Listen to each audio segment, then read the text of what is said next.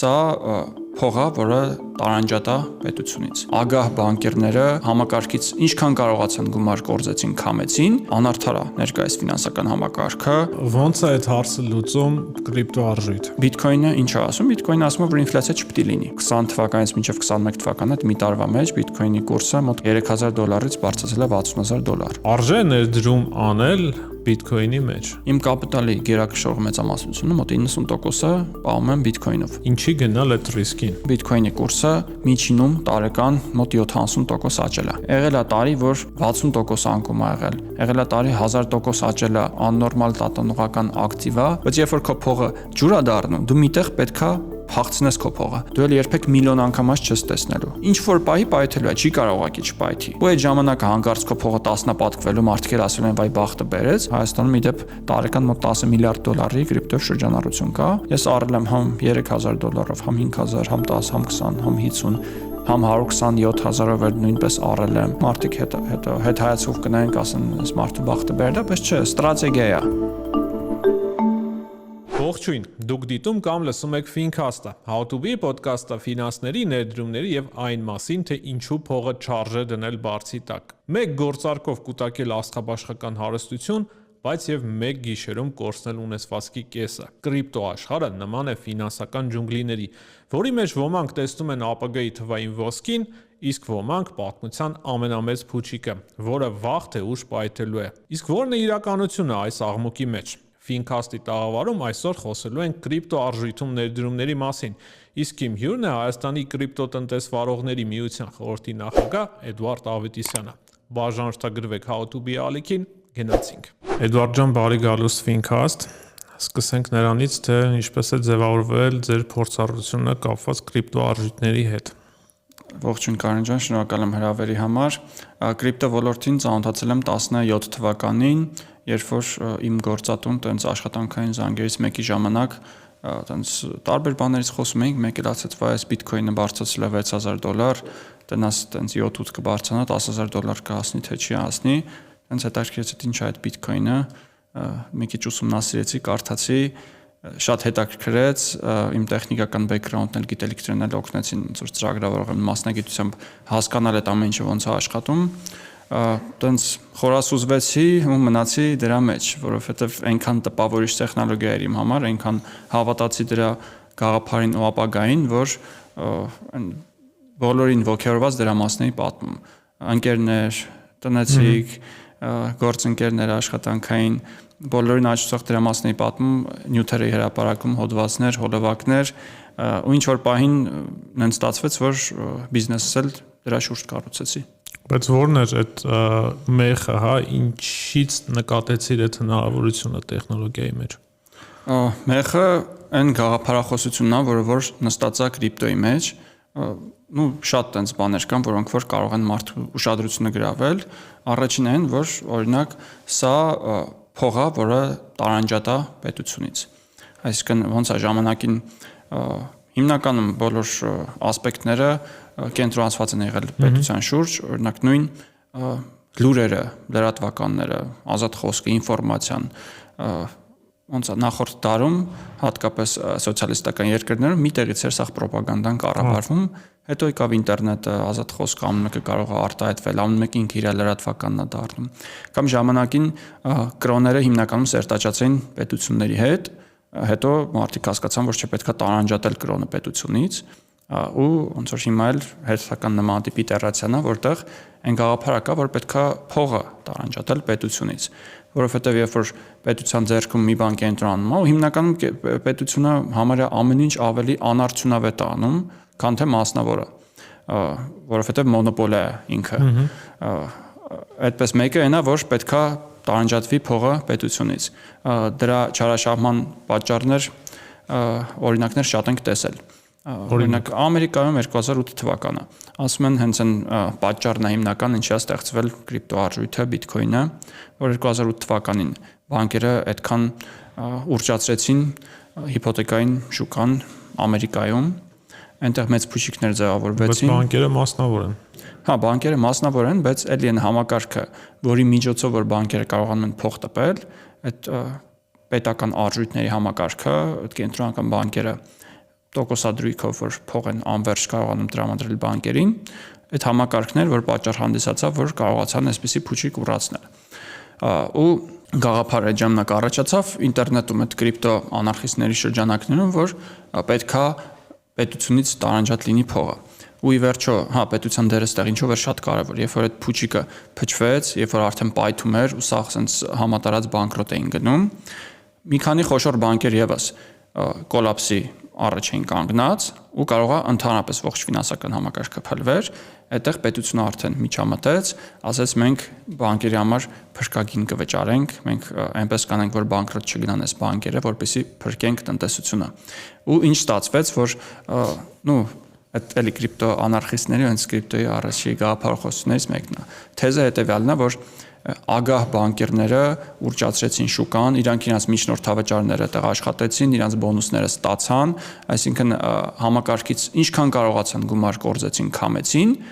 հետո երբ որ պետք էր վնասներ կրել, դրանք սոցիալականացվեցին, այսինքն բաժանվեցին մարդկանց վրա, դարձան բոլորի խնդիրը ու վճարեցին դրա համար հարկատուները, որը չափազանց անարդար է։ Ու պետության տեսանկյունից եթե նայում ես, ասում ես, հիմա եթե չփրկենք այս բանկերին, ավելի վատ կլինի։ Ինչ պետք է անենք, պետք է փրկենք բանկերին։ Բայց ի սկզբանե այնպիսի համակարգ չպետք է լիներ, որ կարողանային բանկերը, այսպես ասած, արխային ընկած այդքան ռիսկ իրանց վրա վերցնեին, ու պետությունն էլ իր ձեռքի տակ նմանատիպ գործիք ուներ միջամտելու, որ հարկատուների գումարով մասնավորին փրկեր։ Ու հիմնական կրիպտոյի ստեղծման նպատակներից մեկը դա ու դա բիտկոյնի առաջին տրանզակցիայում այնտեղ կա տեքստ գրված, որ ասում է, եթե ճիշտ եմ հիշում, Բրիտանիայի կանցլերը թե վարչապետը հեսա նորից փրկագին վճարելու բաների համար, բանկերի համար, այսինքն հենց ուղերձ է գրվել, որ հենց բանկերին վերաբերվում հիմնական պատճառներից մեկը դա է, որ անարդար է ներկայիս ֆինանսական համակարգը, կենտրոնացված է, նաև ինչն է շատ կարևոր, ինֆլյացիան։ Հիմա մեր պետական արժույթները անընդհատ ուռճացվում են գնալով ամեն տարի դրանց պաշարը մեծանում է։ Ամերիկան, որ ամենաուժեղ փողը չէ ունի, ամենադոլարն է, գլոբալ ռեզերվային արժույթն է, տարի շրջանառվող դոլարից ավելը մեծանում է 7%-ով։ Ավելի պակաս զարգացած երկրներում ավելի մեծ է այդ տոկոսը։ Օրինակ Հայաստանում էլ այդ թիվը մոտ 13% է։ Տարեկան։ Այո, տարեկան։ Անցած տարի 13%-ով ավելի քիչ դրամ է շրջանառվել, գոյություն ունեցել, քան թե հիմա։ Ու եթե ռեալ նայում ես ինֆլյացիան ինչ է, ինֆլյացիան հենց դա է։ Թե շրջանառվող փողը ինչքան է շատանում։ Այն ինֆլյացիայի չափում, որ մենք հորինել ենք, որ պետությունները օֆիցիալ ինֆլյացիային համարում, դա էլի մտածածին է, որովհետև դու վերցնում ես մի քանի տեսակի ապրանքների զամբյուղներ, դրանց ինչ որ գործակիցներ ես տալիս ու սրանունը դնում ես, որ էսա պաշտոնական ինֆլյացիան։ Բայց ինֆլյացիան իրականում այնա, թե դու ինչով ես չափում ապրանքները, որը որ փողն է։ Իսկ բիտկոինը ինչ է ասում։ Բիտկոինը ասում է, որ ինֆլյացիա չպետք է լինի։ Փողը պետքա ֆիքսված լինի։ Փողը պետքա սահմանափակ լինի ու ոչ մեկ չկարողանա տպել այն։ Բայց գլխավոր հակափաստարկը դրան, որ ինֆլյացիա պետք է չլինի, ասում եմ, որ այդ դեպքում գործարարների մոտ ռիսկի գնալու ցանկություն չի լինի, որովհետև իրենք չեն կարողանա իրենց ջանքը վերածել ավելացված արժեքի։ Մենք իրականում նմանատիպ համակարգում ապրել ենք, մենք չէ, մարդկությունը հազարամյակներ շարունակ։ Դա եղել է ոսկու ստանդարտը, ոսկու դարաշրջանը, երբ որ պետական արժույթներ, թղթադրամներ, բաներ չկային, ու ոսկին ինքը իրականում գրեթե ամբողջությամբ սահմանափակ է։ Իր ինֆլյացիան, ռեալ ինֆլյացիան այսօր մոտ 2%, այսինքն եթե այսօր գոյություն ունի մոտ 100 տոննա ոսկի, մյուս տարի մոտ 102 տոննա ոսկի է լինելու ու շատ դժվար է ոսկի արդյունահանել։ Նաև ոսկին է դարել փողը, որովհետև մարդիկ հասկացել են, որ պետքա փող օգտագործվի մի բան, ինչ որ հազվագյուտ է, ինչ որ քիչ է, ինչ որ դժվար է հայթայթվում։ Ու ոսկու ու չափազանց ցածր ինֆլյացիայի շրջանում ոնց որ մարդկություն նորմալ ապրել է, նորմալ գոյատևել է, ասում են նաև ամենալավ դարաշրջանն է ունեցել այդ ինդուստրիալ հեղափոխությունը, այդ մեքենաշինությունը, այդ ամեն ինչը այդ ժամանակ է եղել, հետո կենտրոնական բանկերը ոնց որ եկան, սկսեցին ավելի շատ փող տպել ու ավելի շատ ոնց որ ֆինանսական ինժեներիա սկսվեց ստեղծվել, քան թե իրական արդյունք ստեղծվել։ Այդ ինչ վերաբերում է ռիսկին, ռիսկի կարող են գնալ մարդիկ, ովքեր որ ավելի վստահ են, որ իրենց ռիսկերը արդարացված են։ Հիմա շատ ավելի հեշտ է բանկից վարկ վերցնել ու բանկրոտ գնալ, հետո տենց բան անել, սնանկություն ձևակերպել եւ այլն։ Իսկ երբ որ դու ռեալ փող ունենաս, դու պետք է նաղդով ներդրումներ անես, եթե դու կորուստ ունեցար, 100%-ով քոնն է պատասխանատվությունը։ Էլ չկա ինչ որ երրորդ կազմակերպությունը, որ քո այդ ռիսկը կիսում է, ով այդ ռիսկը գնահատելու վրա փող է աշխատում եւ այլն եւ այլն։ Ու եթե լինեն այնպիսի պրոյեկտներ, որ մարդիկ վստահ լինեն դրա վրա փող կարող են դնել, իրանք հաստատ կներդնեն։ Այսինքն բիզնես գոյություն կունենա։ Կարող է ինչ որ չափով դանդաղի ու հավանական է որ դանդաղի։ Ոչ միայն կդանդաղի, այլ նաև չեն ստեղծվի այնպիսի տեխնոլոգիաներ, որոնք այսպես հազվագյուտ են, հա, որովհետև շատ տեխնոլոգիաներ իրենք ի սկզբանե հավատը մեծ չի եղել, չէ՞, այսինքն ռիսկն է մեծ եղել, որ դա կարտարացվի։ Լավ, 16-րդ դարում ստեղծվել է տեխնոլոգիա, 18-րդում ստեղծվել է, 19-ում ստեղծվել է։ Միշտ ստեղծվել է։ Պարտադիր պետք է 21-րդ դարի նման երկնիշ փաստացի դրամի ինֆլյացիա լինի, որ ստեղծվի տեխնոլոգիա, չէ, մարդկությունը միշտ էլ եղել է ստեղծարար, միշտ էլ ստեղծվել են տեխնոլոգիաներ։ Ուղղակի դրանց ոնց որ տեմպը, ագրեսիվությունը, ռիսկայնությունը ու նաև ռիսկի արդար բաժանման հարցը էլի ստեղ գալիս։ Ու այս վերջի տարիներին, օրինակ, հիմա գնալով շատանում են այսպես կոչված զոմբի կորպորացիաները, որոնք որ նրանք են, որ իրանք իրական արդյունք չեն ստեղծում։ Իրանք իրական շահույթներ չունեն, իրանք միշտ խոստումների վրա են հիմնված, որ հեսա մի քիչ էլ փող հավաքենք, հեսա round 2 raise կանենք, round 3, round 4 ու մենք 2032 թվականին կսկսենք արդեն շահութաբեր դառնալ ու այս սաղ ներդրողների ներգրաված գումարները կկարողանանք տոկոսով վերադարձնենք։ Ու հիմա շատ են Ամերիկայում այդպես կազմակերպություններ ու ասում են, որ Ամերիկայի անգամ ամենամեծ 500 կազմակերպությունների S&P 500-ում ցուցակված կազմակերպությունների զգալի տոկոսը, այնտեղ մոտ 25% թե ինչքան են գնահատում, դրանք իրականում զոմբի կորպորացիաներ են։ Իրանք կարողացել են ֆինանսական ինժեներիայի միջոցով ինչ որ ժամանակ գումարներ ներգրավել, իրանք ահռելի պարտքեր ունեն, իրանք պերսպեկտիվա ցույց չեն տալիս, որ հեսա դառնալու են եկամտաբեր, ու անդադ այդ պարտքը հավաքելով են գնահատում։ Մարդկանց հավատը ինչի վրա հիմնված, որ շարունակում են փող դնել այդտեղ։ Էդ էլ է մի մեծ խնդիր ու հիմնականում դա մի հատ էլ մեծ ծուղակ է հանդիսանում, որ գործող ֆինանսական համակարգը ինքը այնպես է ծրագրավորված, որ դու եթե քո փողը հանգիստ ես թողում, ինքը արժեզրկվում է, որտեղ նոր փող է տպվում, քո փողն էլ ինֆլյացիայի է ենթարկվում, դրանով իր արժեքը կորցնում է։ Ու մարդիկ ստիպված են ինչ որտեղ անդադ իրենց գումարը ներդնել։ Պետքա ներդնեն բանկերում որպես ավանդ, որը էլի ինչ որ չափով ռիսկ է։ Պետքա դնեն արժեթղթերի շուկա, որը ինչ որ կազմակերպություններին վստահել է։ Պետքա դնեն ինչ որ պարտատոմսերի, որը եթե կազմակերպությունների էլի ինչ որ կազմակերպությանն ես վստահում։ Պետքա ինչ որ ակտիվներ գնեն, որոնք որ կանխատեսում են, որ պետքա բարձրանա։ Ու նենց է ստացվում, որ համակարգը ինքը այնպեսին է, որ ինքը խրախուսում է ինչ որտեղ ներդրում անել։ Բայց մեծ հարց է, դա լավ է թե լավ չի, ինչի պետք է տենց լինի։ Եթե դու օրինակ ատամնաբուժ ես, դու քո գործի փայլուն մասնագետ ես, դու գումար ես աշխատում, գումարդ հավաքեցիր։ Ինչի պետք է մի հատ էլ կեսդրույթ դու ֆինանսիստ դառնաս, որ սկսես խորանալ, այս գումարը որ հավաքեցի, հիմա ինչի մեջ ներդնեմ։ Արժի ավանդ դնեմ, թե արժի թուղթ դնեմ, հիմա այնտեղ ամերիկացիների մոտ կեսից ավելին ոնց որ արժեթղթերի շուկայում ինչ որ ստոքեր են առնում, ծախում,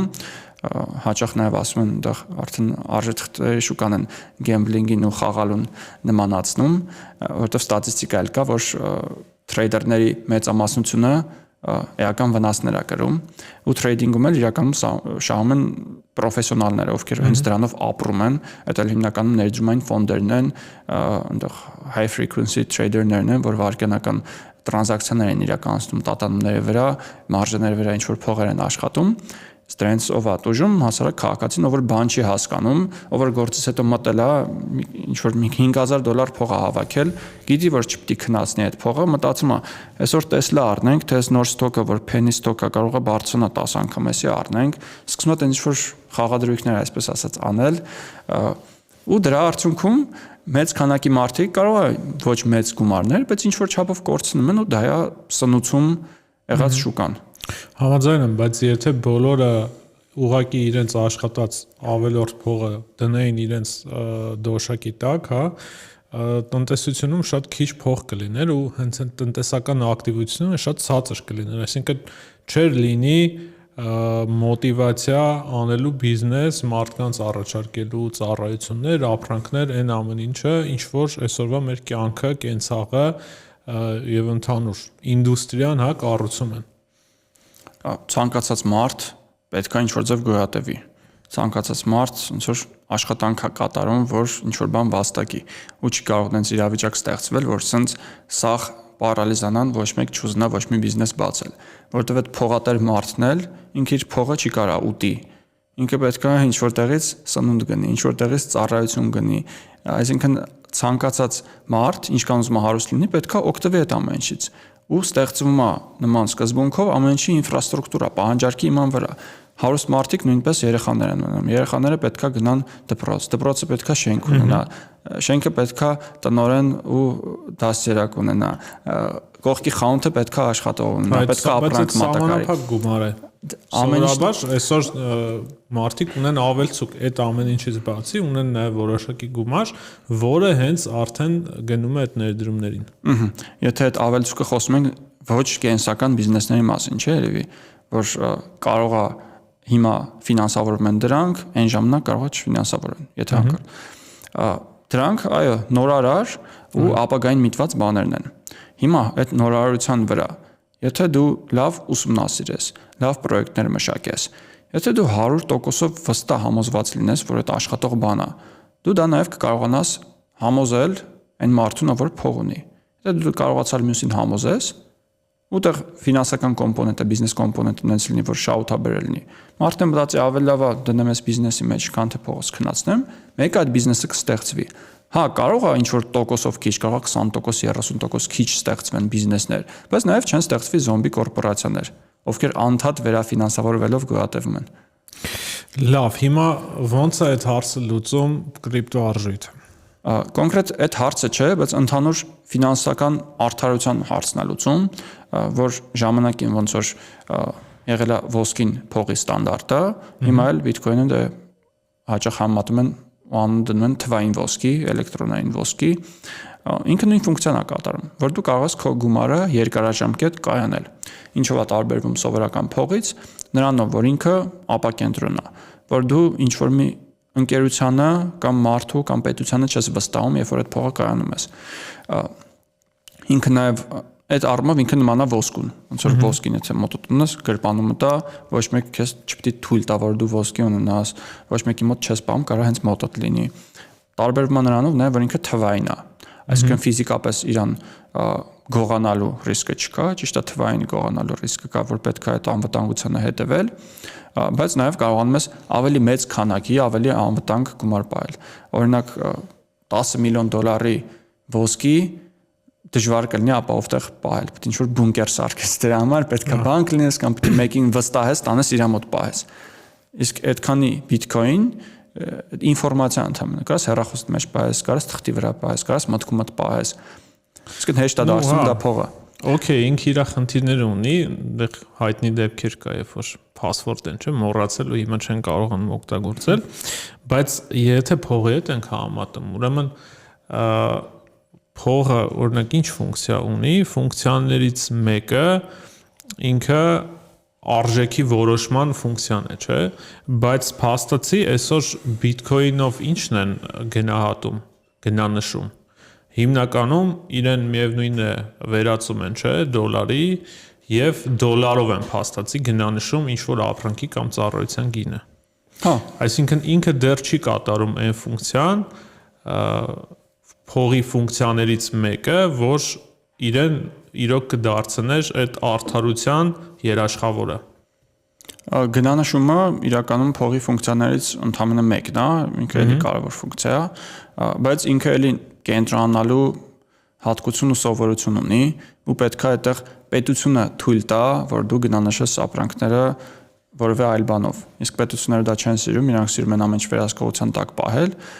Դրա համար գրեթե բոլոր պետություններում, բացի 1-2 պետություններից, արգելված է գնանշումը բիթքոինով։ Հիմա Էլ Սալվադորը միակ երկիրն է, որտեղ որ բիթքոինը պետական արժույթ է համարվում, իրանց պետական տեղական արժույթին զուգահեռ։ Այնտեղ ապրանքներ նաև կարող ես գնանշել, առնել, ծախել հենց Bitcoin-ով։ Մյուս երկրները դեռևս նույնատիպ բան չեն կատարել, բայց շատ երկրներում սկսում է տարածվել այն սկզբունքը, որ կարելի է կրիպտոյը վճարել, դա տեղում կրիպտոն փոխարկվում է պետական արժույթի, այդպես է նստում վաճառողի բանկային հաշվին։ Արդեն տասնյակ են դրանց երկրները, Հայաստանում էլ նման տիպ արդեն բաների որոշակի փորձեր տեսնում ենք, ճիշտ է հələ այդքան էլ օրենքի մեջ չի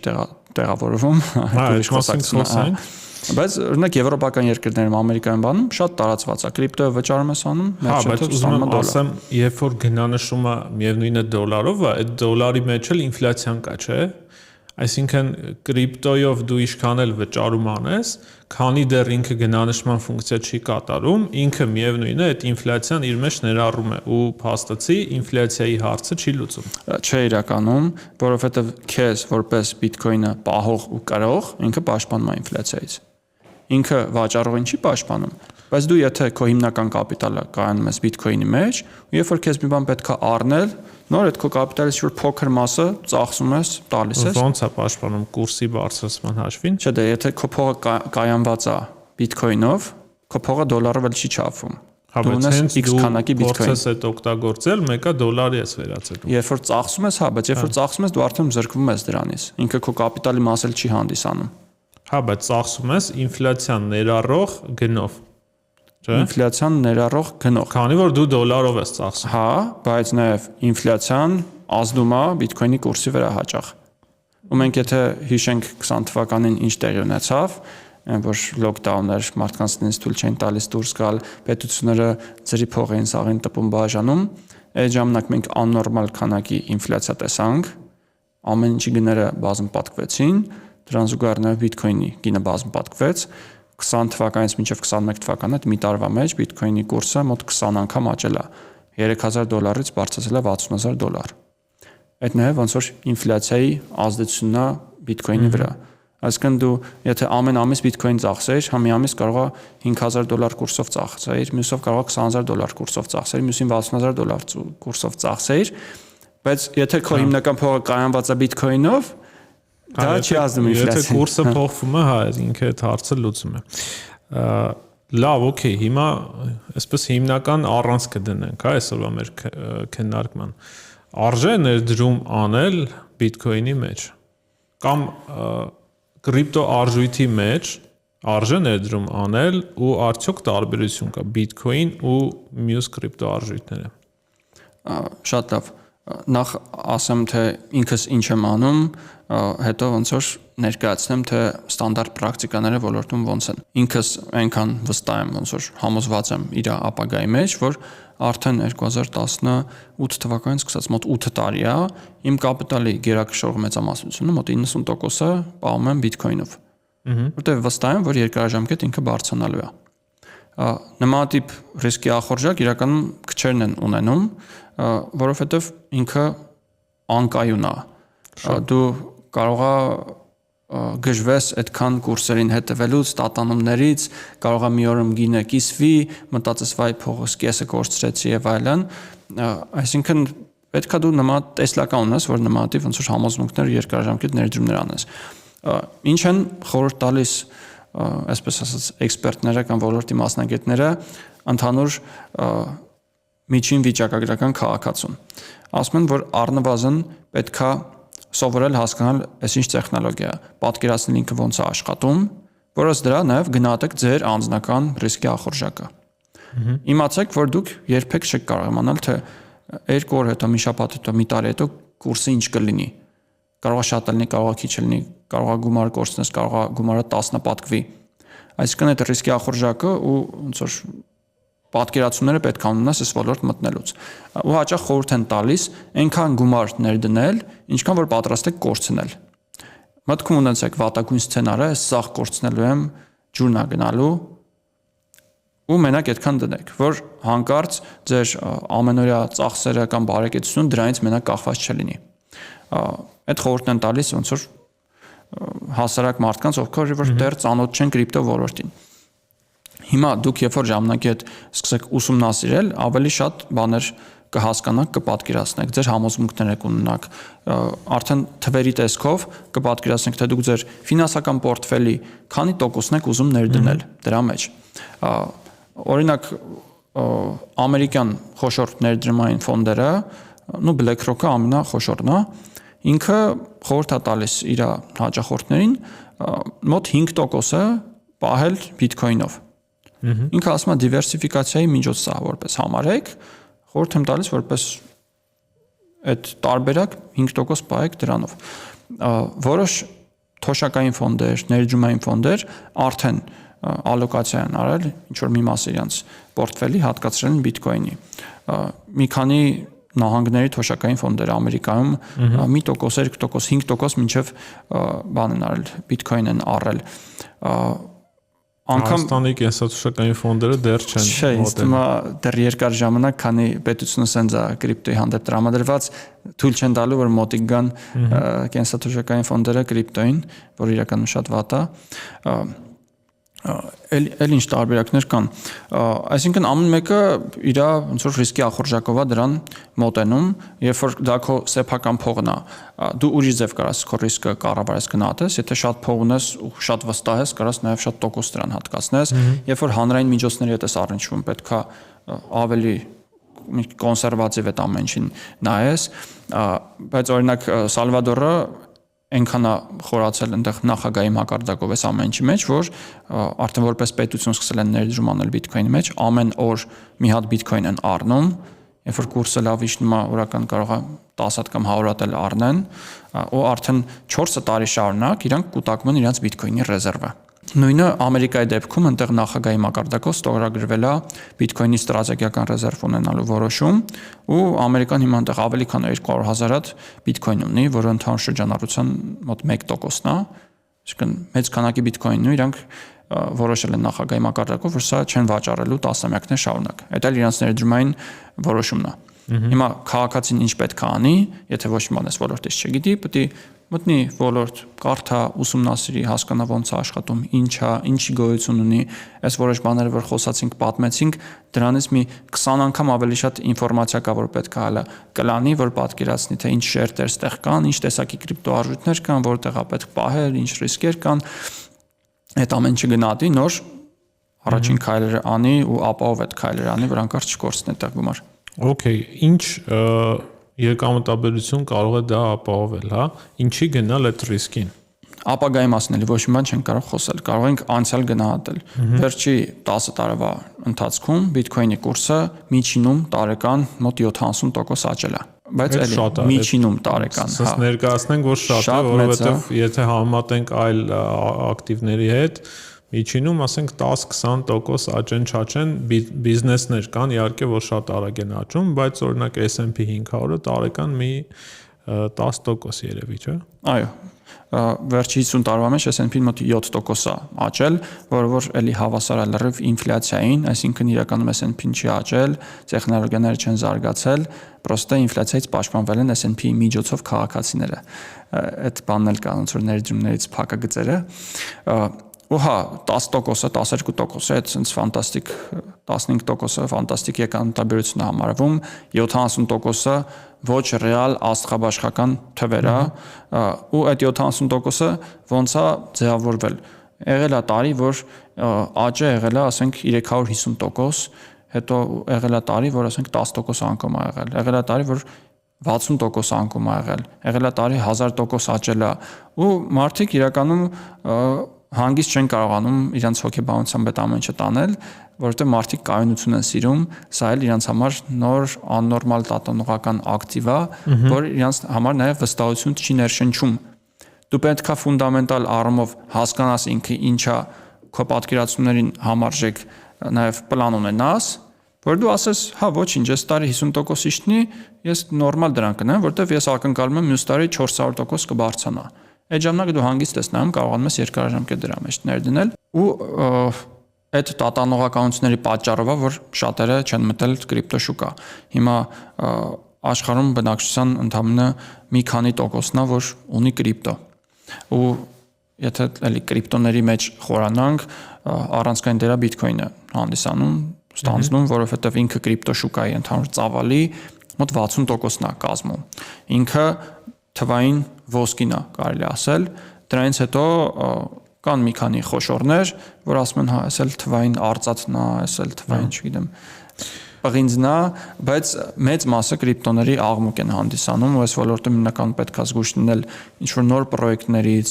ինքնակոչ կրիպտոներից, որ ամեն մեկը զարթնում է իր կրիպտոն ստեղծում, որ էլի շատ հեշտ անելու հնարավոր է, ամենաշատ ռիսկերը տեղ են։ Այս ոլորտում ամենաապահովը պրոստը բիթքոին ունենալ երկարաժամկետ պահելն է։ Արի, քանի որ մի քանի անգամ նշեցիր, ֆունդամենտալ ինչ-որ հասկացություններ կան, որ պետք է իմանալ։ Շատ կարճ թվարկենք, հա, այդ որոնք են։ Ես 1-2-ը, որ պատկերացնում եմ ասեմ, դու շարունակիր։ Մեկը այն է, որ իր քանակը սահմանափակ է, այսինքն ինքը չի կարող շատանալ, ինչպես օրինակ դոլարն է շատանում, կա հստակ քանակի կրիպտո, բիթքոին, որը որ այդքան էլ մնալու է։ Այդ մեկ, երկրորդը ինքը ապակենտրոնացված է կառավարվում, այսինքն բլոկչեյն տեխնոլոգիան, ով որ չգիտի, կարող է մի փոքր այսպես Google-ել, այսօր շատ դրա մեջ չկարողանանք, բայց կարճ ասած հազարավոր, միլիոնավոր մարդկանց համակարգիչներում այդ նույն գրանցումները կան, այսինքն ցանկացած գործարք բոլորի մոտ է գնում ու չես կարող դա փոխել, հա, հետին թվով կամ ինչ-որ այլ մախինացիաներ անել հնարավոր չէ։ Ուրիշ ինչ կարևոր կետեր կա, որ պետք է հասկանալ, որպեսզի պատկերացնել կրիպտո արժույթը։ Կրիպտոյի գինը ոնց է գոյանում։ Այդ մեկը գիտենք։ Կրիպտոյի գինը ոնց է գոյանում, բորսաներում թրեյդինգի միջոցով։ Այսինքն բնական առաջարկի, պահանջարկի սկզբունքով է, ոչ մի թողարկող չկա, կառավարող չկա, գին որոշող չկա, գնի վրա կարան ազդեն մենակ այն մարդիկ, ովքեր որ ունեն կրիպտո կամ էլ ուզում են առնել կրիպտո։ Այսինքն պայմանական հիմիկվա կուրսը մոտարպես $69,000 է, եթե ինչ-որ մեծ խաղացող մտավ ուզեց $5 միլիարդ բիթքոին առնել, ինքը հենց շուկայում դա առավ, գինը դա ավտոմատ կբարձրացնի մոտ $73,000-$74,000, այսինքն կուրսը դրանից կազդվի։ Նույն սկզբունքով, եթե համատարած կերպով ոչ թե մի հոգի $5 միլիարդ, այլ եթե 1 միլիոն հոգի $5,000 որոշեցին բիթքոին առնեն, ինչ որ էյֆորիա, ոգևորությունն է, դրական լուր է եղել, մարդիկ մտածում են հեսա կուրսերը պետք է աճեն, փող են ներդնում, շուկայում գործարքներ են բացում, դրա արդյունքում էլի գինը նույն չափով, նույն ձևով, նույն սկզբունքով բարձրանում է։ Նույնը վերաբերվում է գնանկմանը, որ մի օր զարթում ենք, տեսնում ենք 30%-ով բիթքոինի կամ կրիպտո ինչ-որ կուրսը ընկել է։ Ինչի է ընկել, որովհետև ինչ-որ մեկը կամ ինչ-որ 1000 հոգին որոշել են, որ պետք է այդ կրիպտոից վաճառեն, դրա արդյունքում գինը ընկել, այսինքն գնագոյացումը 100%-ով առաջարկի ու պահանջարկի հիման վրա ձևավորվում։ Այդ օրինակ ֆունդամենտալ բաներից մեկն է, որտեղ շատերը ասում են բիթքոինի գինը ոնց է որոշվում, ոնց իմանանք աճելու է թե չէ, կարող է չորեքշաբթի օրերը աճում է, կիրակի օրերը ընկնում է։ Այդպես բաներ չկան, սա կախված է նրանից, թե մարդիկ ինչ գործարքներ կանեն։ Ու նաև այդ է պատճառը, որ դու ապագան չես կարող կանխատեսել, թե 2 օր հետո մարդիկ զարթնեն, ինչ տրամադրություններ կունենան, կամ այս քաղաքական գործիչերին ինչ հայտարարություն կտարածեն, կամ ինչ օրենք կընդունվի սահմանափակող։ Insider trading իհարկե կա, վերջին շրջանում էլ տեսել ենք, որ օրինակ այս ռազմաքաղաքական իրավիճակով պայմանավորված շուկաները հաճախ բան են լինում, ավելի պեսիմիստական են լինում ու հիմնականում մարդիկ վաճառում են իրենց ակտիվներ մեծ քանակի։ Օրինակ այս ԱՄՆ-ի կողմից Իրանի հանդեպ գործողություններ մեկնարկելու նախորդին էլ չէ, մի կես ժամ առաջ ինչ որ մեկը շատ մեծ վաճառքի գործարք է բացում բիթքոինի։ Այսինքն ինքը այդ ինֆորմացիան ունենում է, ինսայդերական ինֆորմացիա, ինքը գիտի, որ հեսա վատ բան է սպասվում, ինքը այդ ժամանակ գործարքը բացվում է, այդ հայտարարությունը եղավ, Թրամփը թվիթը արեց բան, ու դրանից 15 րոպե հետո փակում է այդ գործարքը։ Դրա վրա $300 միլիոն աշխատում, անոնիմ ինչ որ բիրժաներում, ու ոչ մեկ չգիտի այդ մարդը ով է, բայց ակնհայտ է, որ ինքը մի բան ավել է իմացել ու դրա շնորհիվ ինքը փող է աշխատել։ Բայց էլի այդ ով է, եթե ինքը փող աշխատել է, ինչ որ մարդիկ ուրեմն կորցրել են, ովքեր են կորցրել, այն մարդիկ ովքեր չունեին ինֆորմացիա, այսինքն էլի հասարակ քաղաքացիները, հասարակ թրեյդերները, ովքեր տրամադրությունների վրա են թրեյդանում, ոչ պրոֆեսիոնալ ձևով ու ֆինանսավորում են պրոֆեսիոնալ թրեյդերներին։ Հիմնական ֆունդամենտալները ինձ թվում է նշեցինք։ Չէ, մի քանի բաներ էլ կան, օրինակ արժի առանձնացնել բանը, թե որտեղ է պահվում ձեր կրիպտոն։ Կրիպտոն այո, բլոկչեյնի վրա գոյություն ունի, ինքը ապակենտրոն է, բայց հիմա տարբեր տեսակի ծառայություններ կան։ Դու կարող ես քո կրիպտոն պահել քո անձնական դրամապանակի վրա, այսինքն 100%-ով ինքդ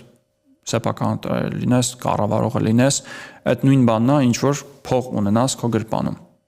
Երբ որ դու հեռախոսիդ վրա ունես հավելված, որ ստեղծում է այդ դրամապանակը քո բանալի բառերով 12-ից 24 անգլերեն բառեր են,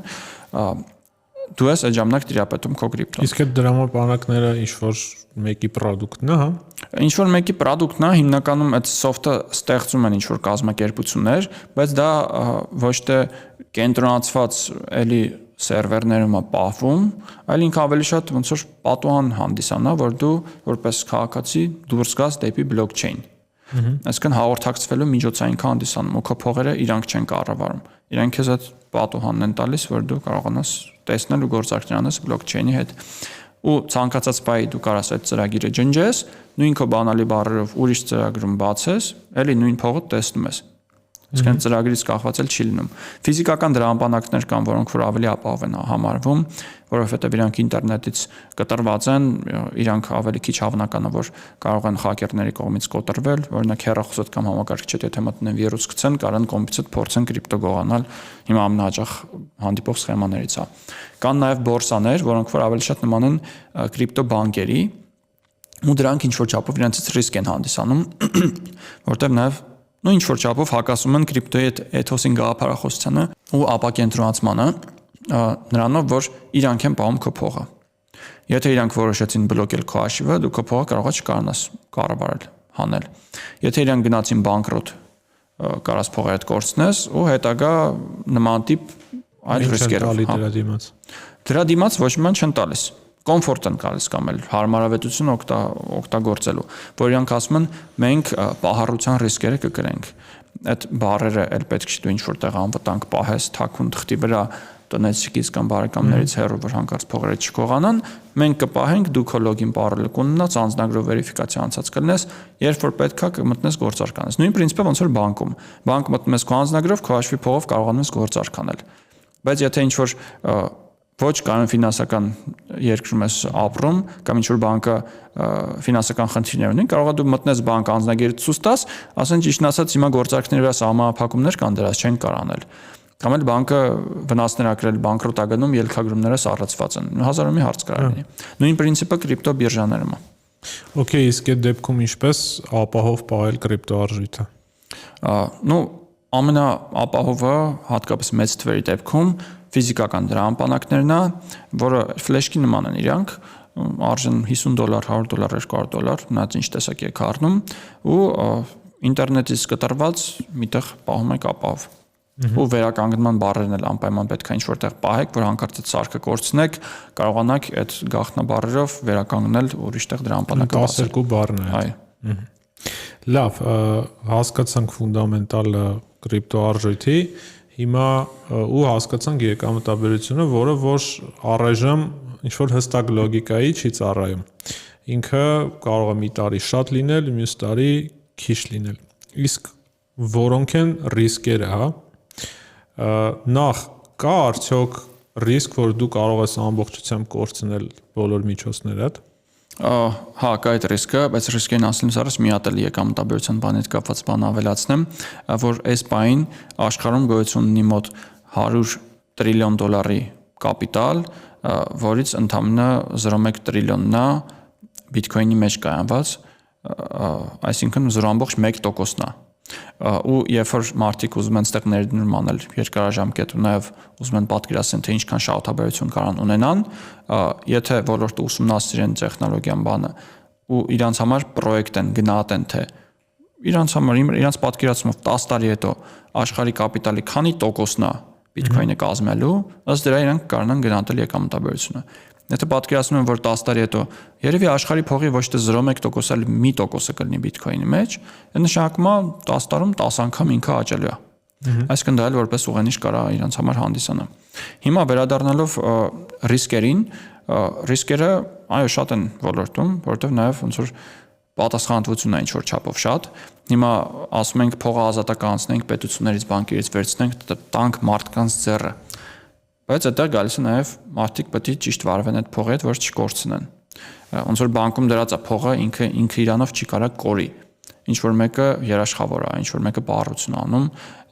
իսկ այս ոնց որ կանխիկ փողի նման է, միտեղ թողեցիր կարաս կորցնես կամ կարան գողանան։ Նույն պրինցիպով կրիպտոն այդ պահառության կանոնները շատ լավ է պետք պահել, որ այդ ռիսկերը պահառության առումով, պահառության տեսանկյունից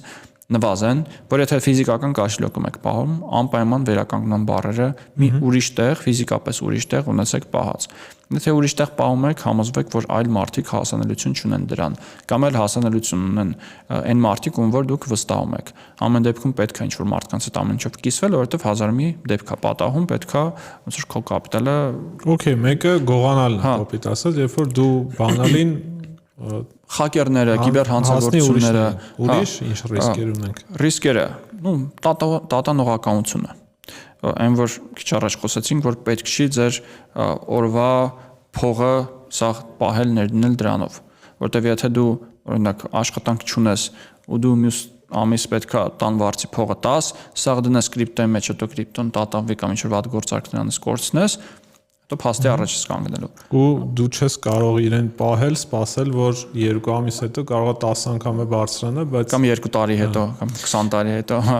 այսինքն տատանողականությունը ու ֆինանսական պոտենցիալ կորուստները, եթե դու վաճառում ես, դա էլ է պետք է հաշվի առնել։ Տեխնոլոգիական ռիսկ կա կապված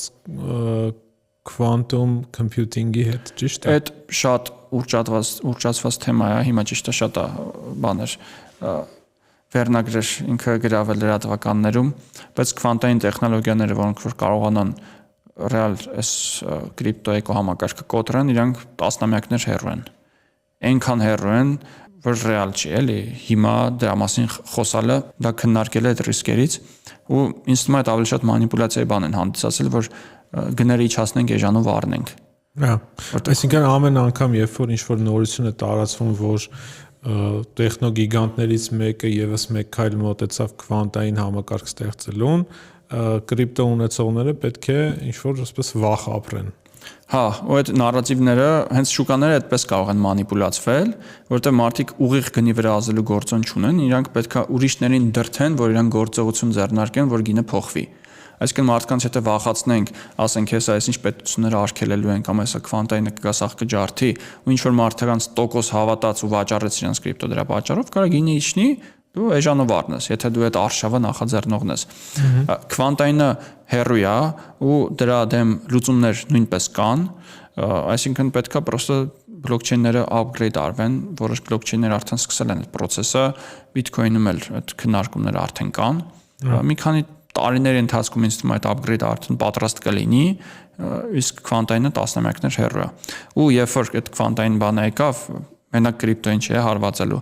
սաղ ինտերնետին, սաղ գաղտնաբառերին, սաղ ֆինանսական հաստատություններին, այսինքն ինչքան parol կա, ինչքան նամակ կա, օրինակ նամակ եք դուք իրար ուղարկում, այդ տեխնոլոգիայով հնարավոր կլինի բացել այդ կոդավորումը կարդալ նամակները, հավելվածի ցանկացած parol-ները, ամեն ինչը, այսինքն սաղ ինտերնետը քարոքանտալ են։ Okay, հիմա հասնենք ավելի այսպես տրամաբանական ռիսկին, հա։ Հիմա դուք ասում եք, որ այս պահին ամբողջ համաշխարհային փողի 0.1%-ն է կրիպտոյի մեջ, ու եթե սպասում ենք, որ կդառնա 10%-ը, ուրեմն տրամաբանական է այդտեղ ներդրում կատարել։ Բայց եթե սպասում ենք, որ կարող է նվազի, եթե սպասում եք կարող նվազի, դրա կարող գործիքներն է նվազել, չէ՞ նաև։ Ինչի պետք է աճի, այլ ոչ թե նվազի։ Դա էլ խիստ սուբյեկտիվ է։ Զարգացումները թե ոնց կգնան, դրանից է կախված։ Եթե մարդը մտածում է ու վստահ է, որ կնվազեն կրիպտոյի կուրսերը, դրա համար էլ հարմար գործիքներ կան, որոնք որ short են կոչվում, այսինքն դու վերցնում ես այդ ակտիվը ուրիշից վաճառում ես, հետո երբ որ գինը կիջնի, դու էլի հետ ես գնում այդ ակտիվը իրան վերադարձնում ես, դու դրա վրա փող ես աշխատում, short անելով, ստավկա դնելով, որ գները կիջնեն։ Այդ okay, բայց դուք ինչ եք մտածում, որ ինքը կաճի։ Որովհետև մարդիկ սիրում են ազատություն, մարդիկ սիրում են արդարություն, իսկ այս ամեն ինչը հենց արդարության ու ազատության մասին է, որ դու քո փողի տերը լինելով ազատվում ես պետությունների ու հատկապես բռնապետությունների կապանքներից, ֆինանսական հաստատությունները միջնորդների մոտ չես պամ քո փողը փոխանցելուց, տրանզակցիաներ անելուց ամեն գործարքին մի քանի տոկոս միջնորդավճար չես տալիս, մի հատ sense լավ օրինակ կա, որ եթե դու $100 թղթադրամը տվեցիր տենց ձեռքերով ֆրած, 20 հոգու ձեռով ֆրած, 50 հոգու ձեռով ֆրած եկավ քեզ հետ, ինքը դեռ $100 թղթադրամ է։ Իսկ եթե դու $100 քարտով վճարում արեցիր 50 անգամ տարբեր տեղերով, այդ $100 եթե ֆրա, քո մոտ փող չի մնա։ Այդ փողը ուղղակի կկորի, որտեվ բանկը ամեն գործարքից 2% միջնորդավճար է վերցնում, ու 50 գործարք հետո սաղ փողը բանկի մոտ է։ Դա էլ է ինչ որ չափով անարդարություն, որովհետև մեծ աշխատանք իրական միջնորդ ֆինանսական կազմակերպությունները տենց չեն անում, ընդհանրապես ինֆորմացիա են տեղափոխում, որ այս մարդուց փողը պետք է պակասի, այս մարդու մոտ պետք է ավելանա, թե ինչի դրա համար պետք է տոկոսները վճարվեն, դա նրանից է գալիս, որովհետև այդ ինչ որ չափով մոնոպոլ ֆինանսական համակարգ է։ Մի քանի բանկեր են բոլոր երկրներում, մի քանի վճարաշվարկային կազմակերպություններ են, Visa-ը, Mastercard-ը, ամեն փոխանցման իրենց փայը պետք է վերցնեն, գերռեգուլացված, գերկարգավորված է պետությունների կողմից ամեն տրանզակցիան քչփորում են, ուսումնասիրում են, պետք է բարդ տեխնոլոգիաներով պահպանվի, ստուգումներ արվի եւ այլն, այդ էլ ծախս է այդ կազմակերպությունների համար, այդ ծախսը բերում են իրենց հաճախորդների քթերից, արդյունքում ասենց ինչ որ իրավիճակ է ստեղծում, որ տուժում է սպառողը։ Իսկ սպառողը կարա իր գրպանում ունենա իր կրիպտոն, ուղարկի մեկ ուրիշին, համարը ոչ մի միջնորդավճար չտա, ու այս տեխնոլոգիան, որ հեշտ է, արագ է, ու նաև երբ որ նայում ես փողի պահպանման տեսանկյունից, ինֆլյացիայի տեսանկյունից, քեզ պաշտպանում է բիթքոինը ինֆլյացիայից, իմ համոզմունքն է, որ դա գերակշռող փողն է դառնալու, ինքը գլոբալ ռեզերվային արժույթն է դառնալու, կարող է 5 տարուց չէ, կարող է 20-30 տարուց, բայց իմ համար տրայեկտորիան հստակ է, իմ համար հստակ է, այդ իմ համոզմունքն է, ես իմ փողով դրա մեջ ներդրված եմ։ Ամեն մեկը կարա ինքը իր պատկերացումներ ունենա, իր փողը ստայդեմ ներդնի։ Եթե քիչ հավատում, քիչ ներդնի։ Եթե չի հավատում, թող շորթ անի, այդ գործիքներն կան։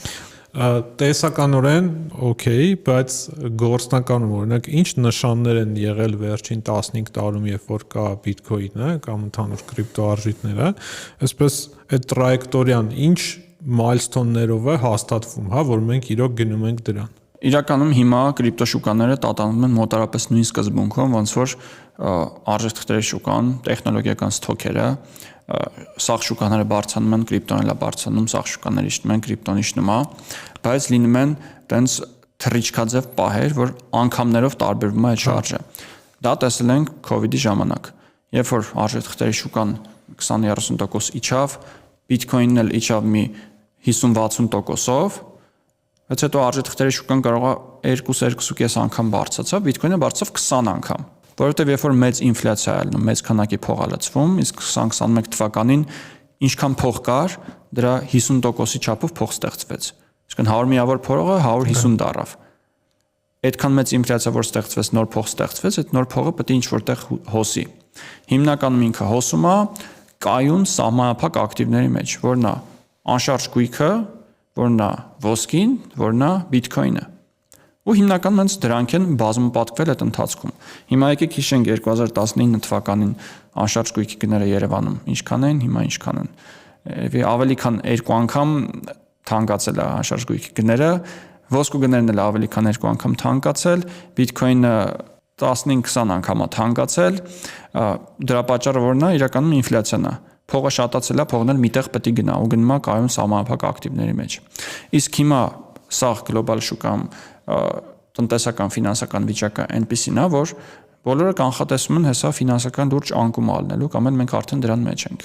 որ տնտեսությունները դանդաղում են, որ աշխատատեղերը դժվար են ստեղծվում,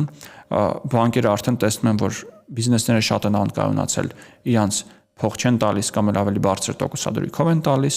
պետություններին չեն վստահում, պետությունների պարտատոմսերի տոկոսները բարձրանում են, Ամերիկայում LS կոնֆլիկտների շրջանակներում 10 տարվա պարտատոմսերը ոնց որ 3.9-ից 4.4% բարձրացան, այսինքն այդքան աշխարհը չի վստահում այդ պետությանը փող տալ, այդքան ավելի մեծ ռիսկի հավելավճար իրանցից ուզում, որովհետև անկայունություն է։ Ու այդ ամեն ինչի արդյունքում կայուն ակտիվները, որ ոչ մի բանի հետ կապ չունեն, որ չես կարող իրանց տպել, չես կարող բռնագանձել, ասենք անշարժ գույքի դեպքում կարաս բռնագանձել։ Ոսկին, որ ապակենտրոնն է, ավելի դժվար է բռնագանձել։ Չինաստանը ինչի է 18 ամիս շարունակ ոսկի առնում հավաքում, որովհետև մտածում են հեսա դոլարի հեգեմոնիայի ժամանակը երևի ավարտվում է, պետքա դիվերսիֆիկացնել ուրիշ տեսակի սահմանափակական ակտիվներով պայել փողը, որը իրանց տեսանկյունից ոսկի է։ Հիմա ավելի ժամանակակից թվային տեխնոլոգիաների մարդկանց համար ոսկին այդքան էլ հետաքրքիր չի, մի քիչ էլ հնացված բան է, ոսկի պետք է առնես, տուգես, իսկականա թե չէ, որտեղ պահես, գլխացավանք է, էլի։ Մի կտորը չես կարա փոխանցես ուրիշին Ամերիկայում։ Նույնը բիթքոինն էլ թվային ոսկի է, նույն բանը կարողանում ես անել։ Համապահով պահելը, համ ստուգելը, որ ավտոմատալ համ փոխանցելը ինչքան որ պետք է, ամենալիկվիդ ակտիվն է ու նաև ցանկացած աշխարհի կետում։ Օրինակ դուք եթե հնդկական փողի թղթադրամ ունենաք, ընդհանրապես երևի մի 5-10 երկիր է, որ դուք այդ փողով կարող գնաք ու ինչ որ բան գնեք, թեկուզ change անեք, որ կարողանաք գնեք։ Այդ փողով այստեղ ոչ մի բանկում երևի չեք կարողանա այդ փողը փոխանակել։ Բիթքոինով գնաս 200 երկրից ցանկացած երկիր, դու այնտեղ մարդ կգտնես, որ քեզնից այդ բիթքոինը կվերցնի, քեզ տեղի փողից կտա, կարողանաս բան անել։ Այսինքն ինքը շատ պրակտիկ է, ինքը շատ հեռանկարային է։ Ու այդ արժի մարդիկ հաշվի առնեն, անկախ նրանից իրանք կորոշեն այդտեղ ներդրում անել, թե չէ, ինչքան տոկոսով կանեն, բայց ոնց որ ռադարի տակ թող պահեն այս ակտիվը, որովհետև երբ որ իրավիճակը իրոք վատանա, երբ որ ինչ որ այլ ֆինանսական համակարգեր սկսել ճաքեր տալ, տնտեսական վիճակը վատանա ու պետությունները այլ ելք չունեն, իրանք միշտ նույն բանն են անում։ Իրանք միշտ միջամտում են, լիքը նոր փող են տպում ու այդ փողի տպելու պատճառով առաջացած խնդիրները փորձում են լուծել նոր փող տպելով։ Երբ որ այդ ժամանակը գա, այս շուկաները պայթելու են դեպի վերև։ Հա, բայց էլի վերադառնանք որ նշաններին, ճիշտ է, որ գրեթե բոլոր երկրներում հնարավոր է իրացվելի է բիթքոինը, ասենց ասենք, բայց այսքան ժամանակ միշտ Սալվադորի անունն է հնչում ու այդ երկիրը ընդհանրապես շատերը իմացել են զուտ նրա համար, որ իրենք բիթքոինը օրինականացրել են։ Ու մնացած պետություններում հիմնականում չի տարածվում կամ մի քանի նմանատիպ պետությունների անուններ հնչում են, այդ թվում Բելարուսը, ու բոլոր այդ պետությունների անունները ավելի շատ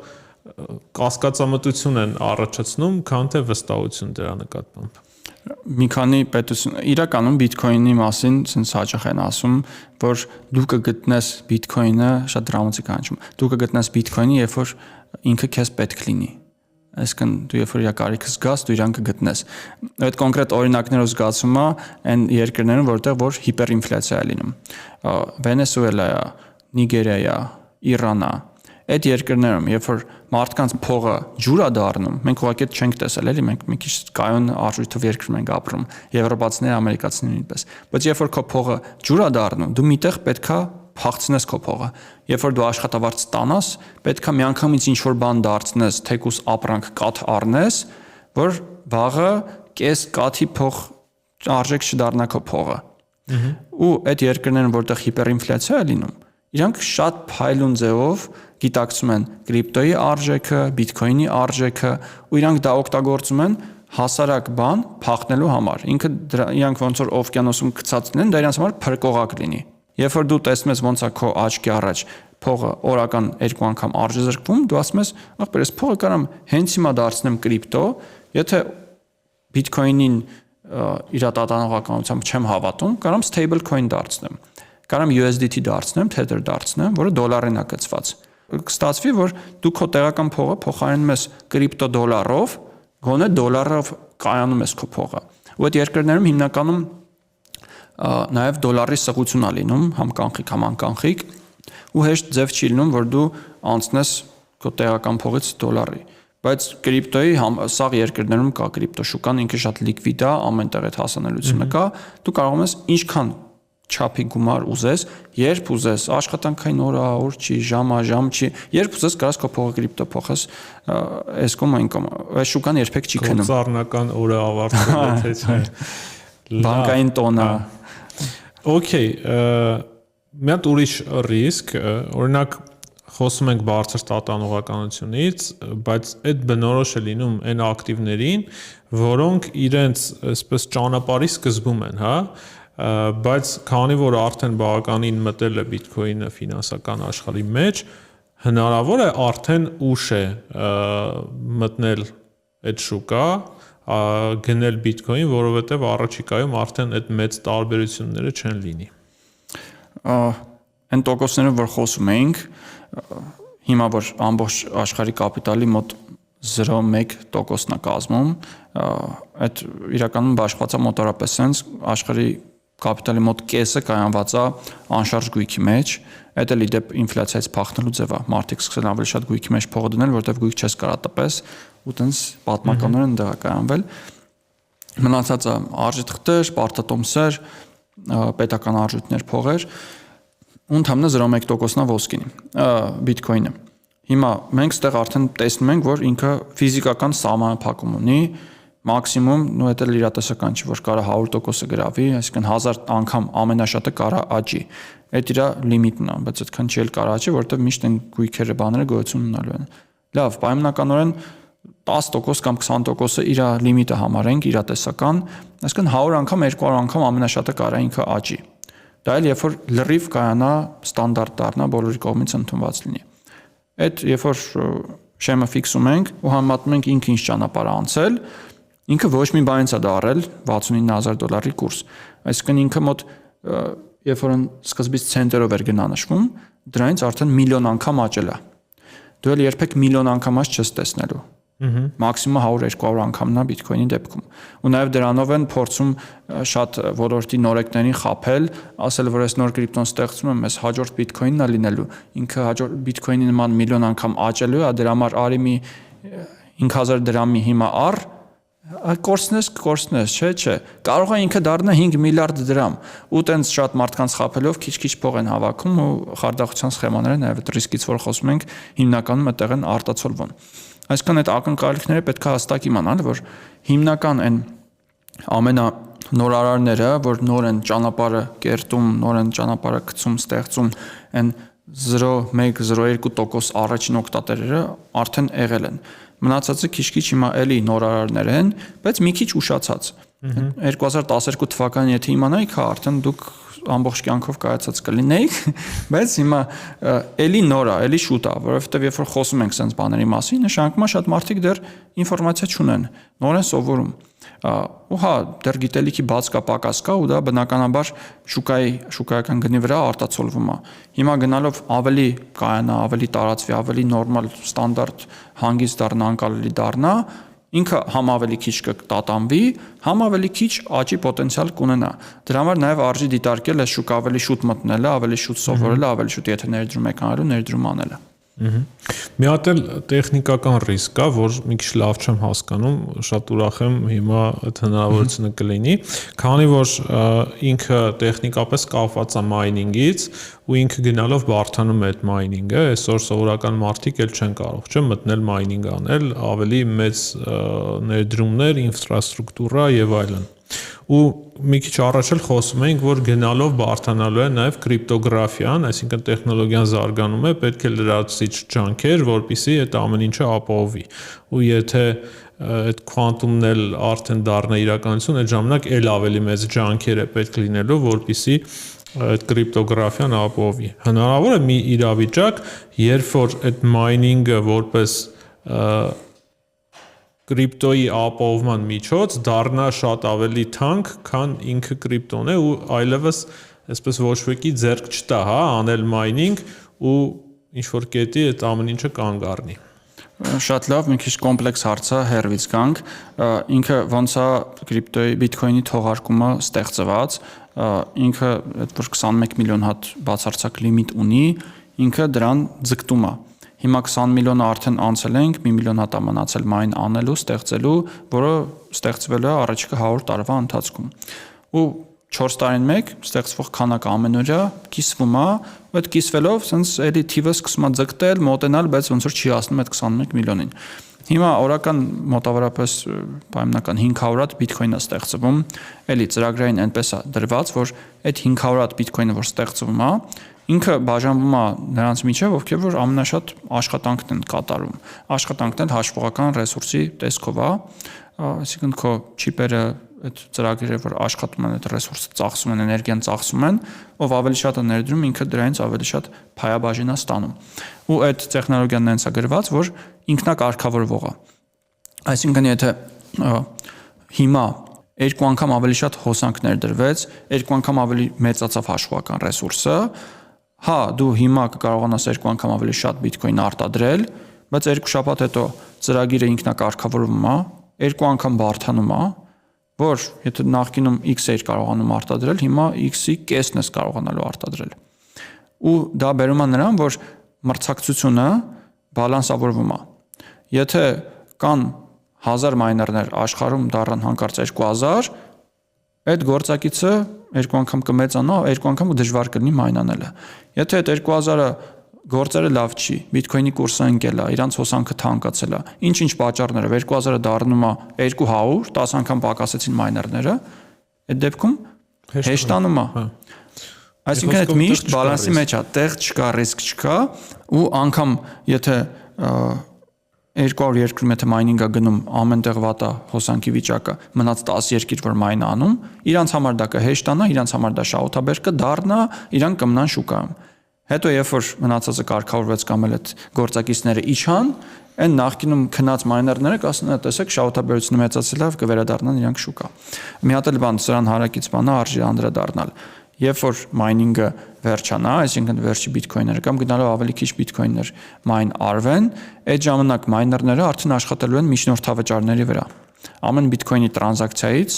դու վճարում ես շատ փոքր միջնորդավճար, որը գնում է մայներներին, այսինքն ցանցը սպասարկողներին, որովհետև իրանք են վալիդացիան անում, հաստատում անում քո փոխանցումների։ Օրինակ դու հիմա ինչքան փոխանցում անես, մոտ 0.1 դոլար ես տալիս այդ փոխանցումը հաստատելու համար։ Անկախ նրանից դու $100 ես ուղարկում, թե $100 միլիարդ ես ուղարկում, դու վճարում ես 0.1 դոլար միջնորդավճար։ Okay, շատ լավ։ Հիմա այսպես չտեսնելով ուրիշ պոտենցիալ ռիսկ, խոսենք ինչա տեղի ունենում շուկայում, հա, որովհետև անցած տարի ինքը հասավ իր առավելագույնին, հոկտեմբերին հասավ $122,000, չէ՞, մեկ բիթքոինը, հիմա նորից իջել է։ Ու անցած տարի կարծես ինչ որ դրական այսպես տրիգերներ կային, Թրամփը եկավ, հետո շատ խոսեցին, որ բիթքոինի հիման վրա ETF-ներ ստեղծվեցին, որը նույնպես երևի ազդեց։ Հիմա ինչ վիճակում է։ Ընդհանուր շուկայի սենտիմենտը էլի փոխկապակցված է տնտեսական իրավիճակի հետ։ Ու եթե նայում ենք թե պիկը երբ է եղել բիթքոինի, մոտավորապես այն ժամանակ է եղել, ինչքան որ երբ որ արժեթղթերի շուկան էր իր բարձունքին, տեխնոլոգիական ստոքերն են իր բարձունքին, դրանից հետո էլի մի քիչ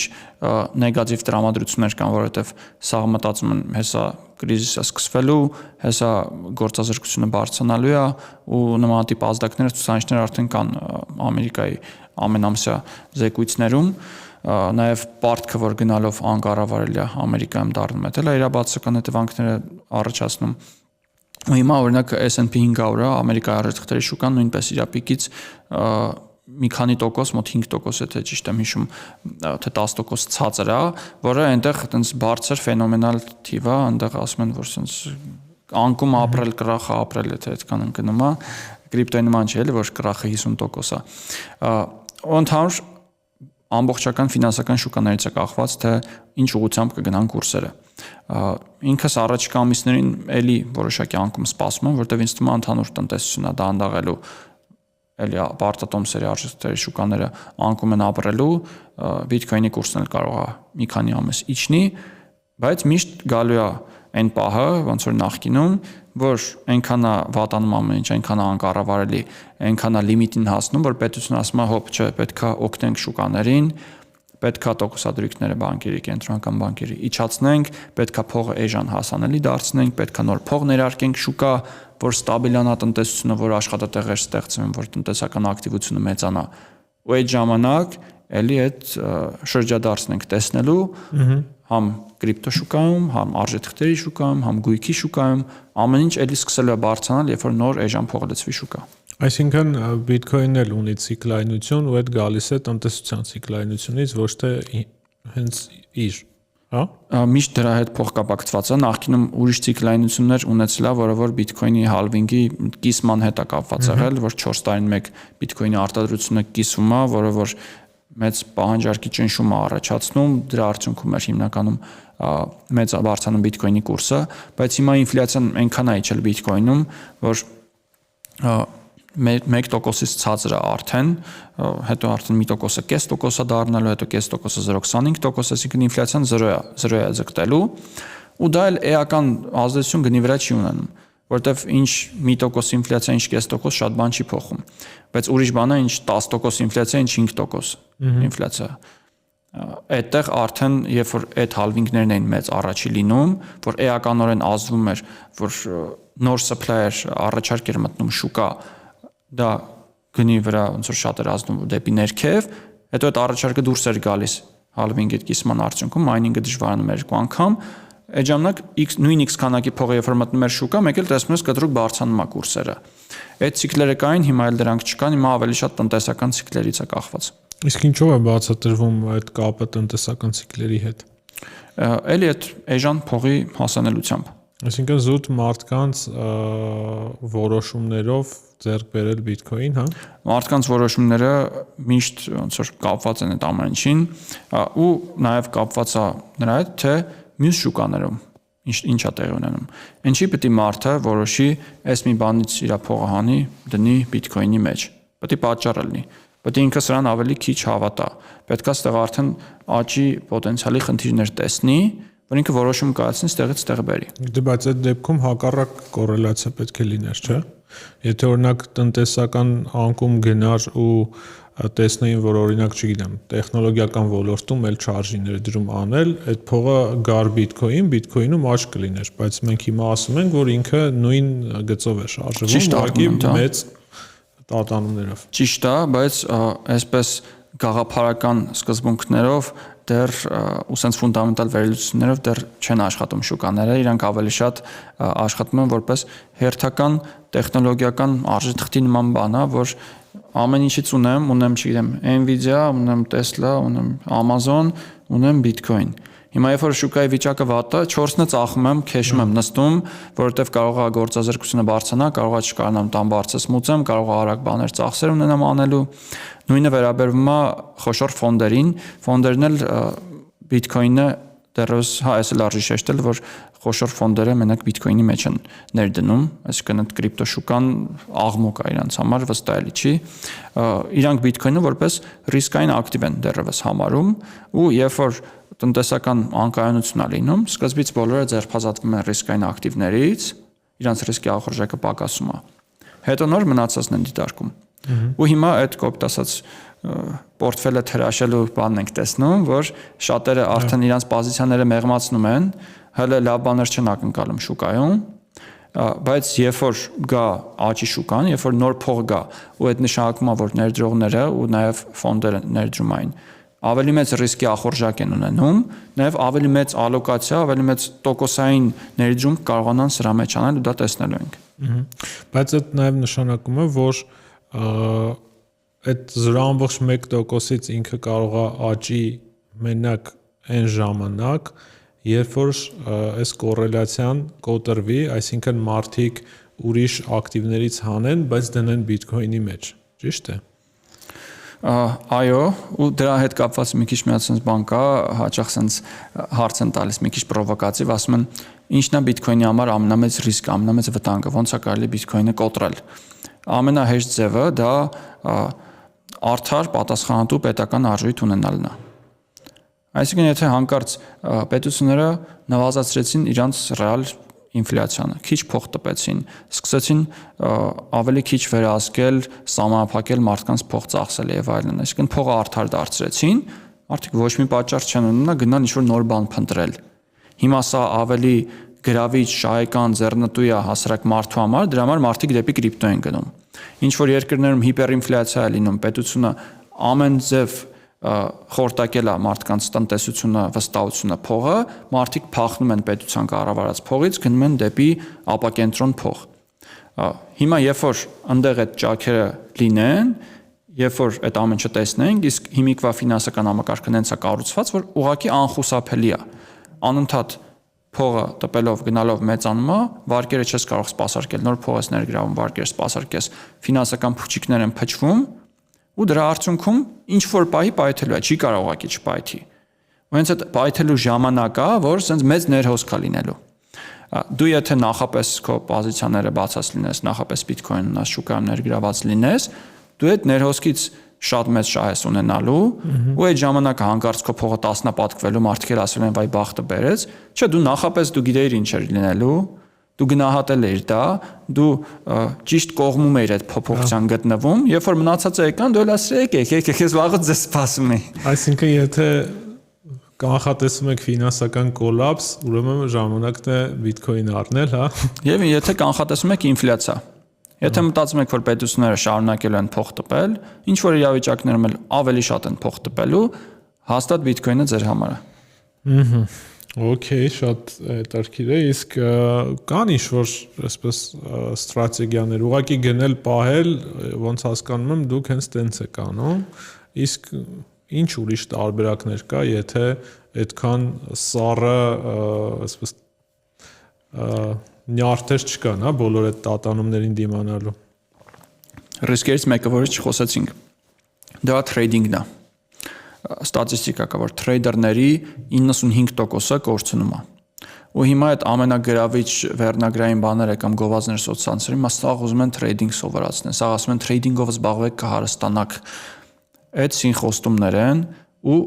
վիճակագրությունը ցույց է տալիս, որ մարդիկ այդտեղ կորցնում են։ Ու դուք եթե այդտեղ մտնում եք, շատ հավանականություն է, որ դուք նույնպես դառնաք վիճակագրություն ու փող կորցնեք։ Այդտեղ շահում են մենակ նրանք, ովքեր պրոֆեսիոնալ են, տարիների փորձ ունեն, գիտեն այս շուկաները ոնց են աշխատում, ինսայդերական ինֆորմացիա ունեն, ոնց որ նոր Ամերիկայից Թրամփի հայտարարություններից խոսում էինք, իրանք են 5%-ը, որ շահում են։ Ու իրանք շահում են ում հաշվին,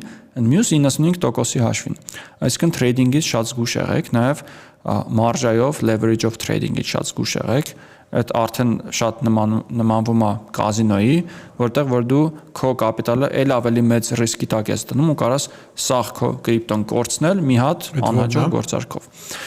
Leverage trading-ը այդ այն է, երբ որ դու օրինակ ունես $100, այդ $100 ոնց որ Bitcoin ես առնում, դու 1x-ով ես այդ շուկա մտնում, այսինքն դու ունես $100 Bitcoin, կուրսը ինչքան բարձրացավ, այդքանով քո փողը կբարձրանա, կուրսը իջնի, այդքանով կիջնի։ Դու կարաս գործարք բացես, օրինակ 2x leverage-ով, նշանակում է, որ դու 2 անգամ ավելի մեծ ռիսկով ես շուկա մտնում, եթե կուրսը բարձրացավ 50%-ով, քո փողը կկրկնապատկվի, բայց եթե կուրսը իջավ 50%-ով, դու ամբողջ փողդ կկորցնես։ Այդ կազինոյը դիշ։ Ու հիմա տարածվում են շատ բարձր X-երով տենց թրեյդինգի գործիքներ ու թրեյդերների մեծ մասը հենց այդտեղ են, այս futures market եւ այլն, որ օրինակ 10x-ով են պոզիցիա բացում։ Այսինքն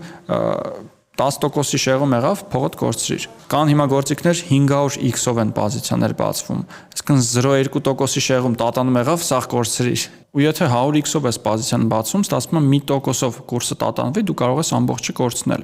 Ու եթե հա այնտեղ շահույթներն էլ մեծ կարող են լինել, եթե 1%-ով քո պատկերացրած ուղղությամբ գնաց ու չգնաց են մյուս ուղղությամբ, այդտեղ կարաս կրկնապատկես էլի փողդ, բայց դա մի քիչ կազինոյի ռուլետկայի է նմանում, որ այդպես բախտի քմաճույքն ես քեզ թողնում, ու այդտեղ հիմնականում շահում են ովքեր, հենց այդ միջնորդները ֆինանսական միջոցով որ թրեյդինգ ես անում, իրանք միշտ քո միջնորդավճարները ստաբիլ կվերցնեն, դու կշահես թե չես շահի, արդեն ոնց որ քո փողն է, քո բախտն է, դրանից պետք է շատ զգուշ լինել։ Իսկ օրինակ ինչին է պետք է հետևել, ոնց հասկանալ մոտակա հեռանկարում կուրսը ոնց կփոխվի։ Հա,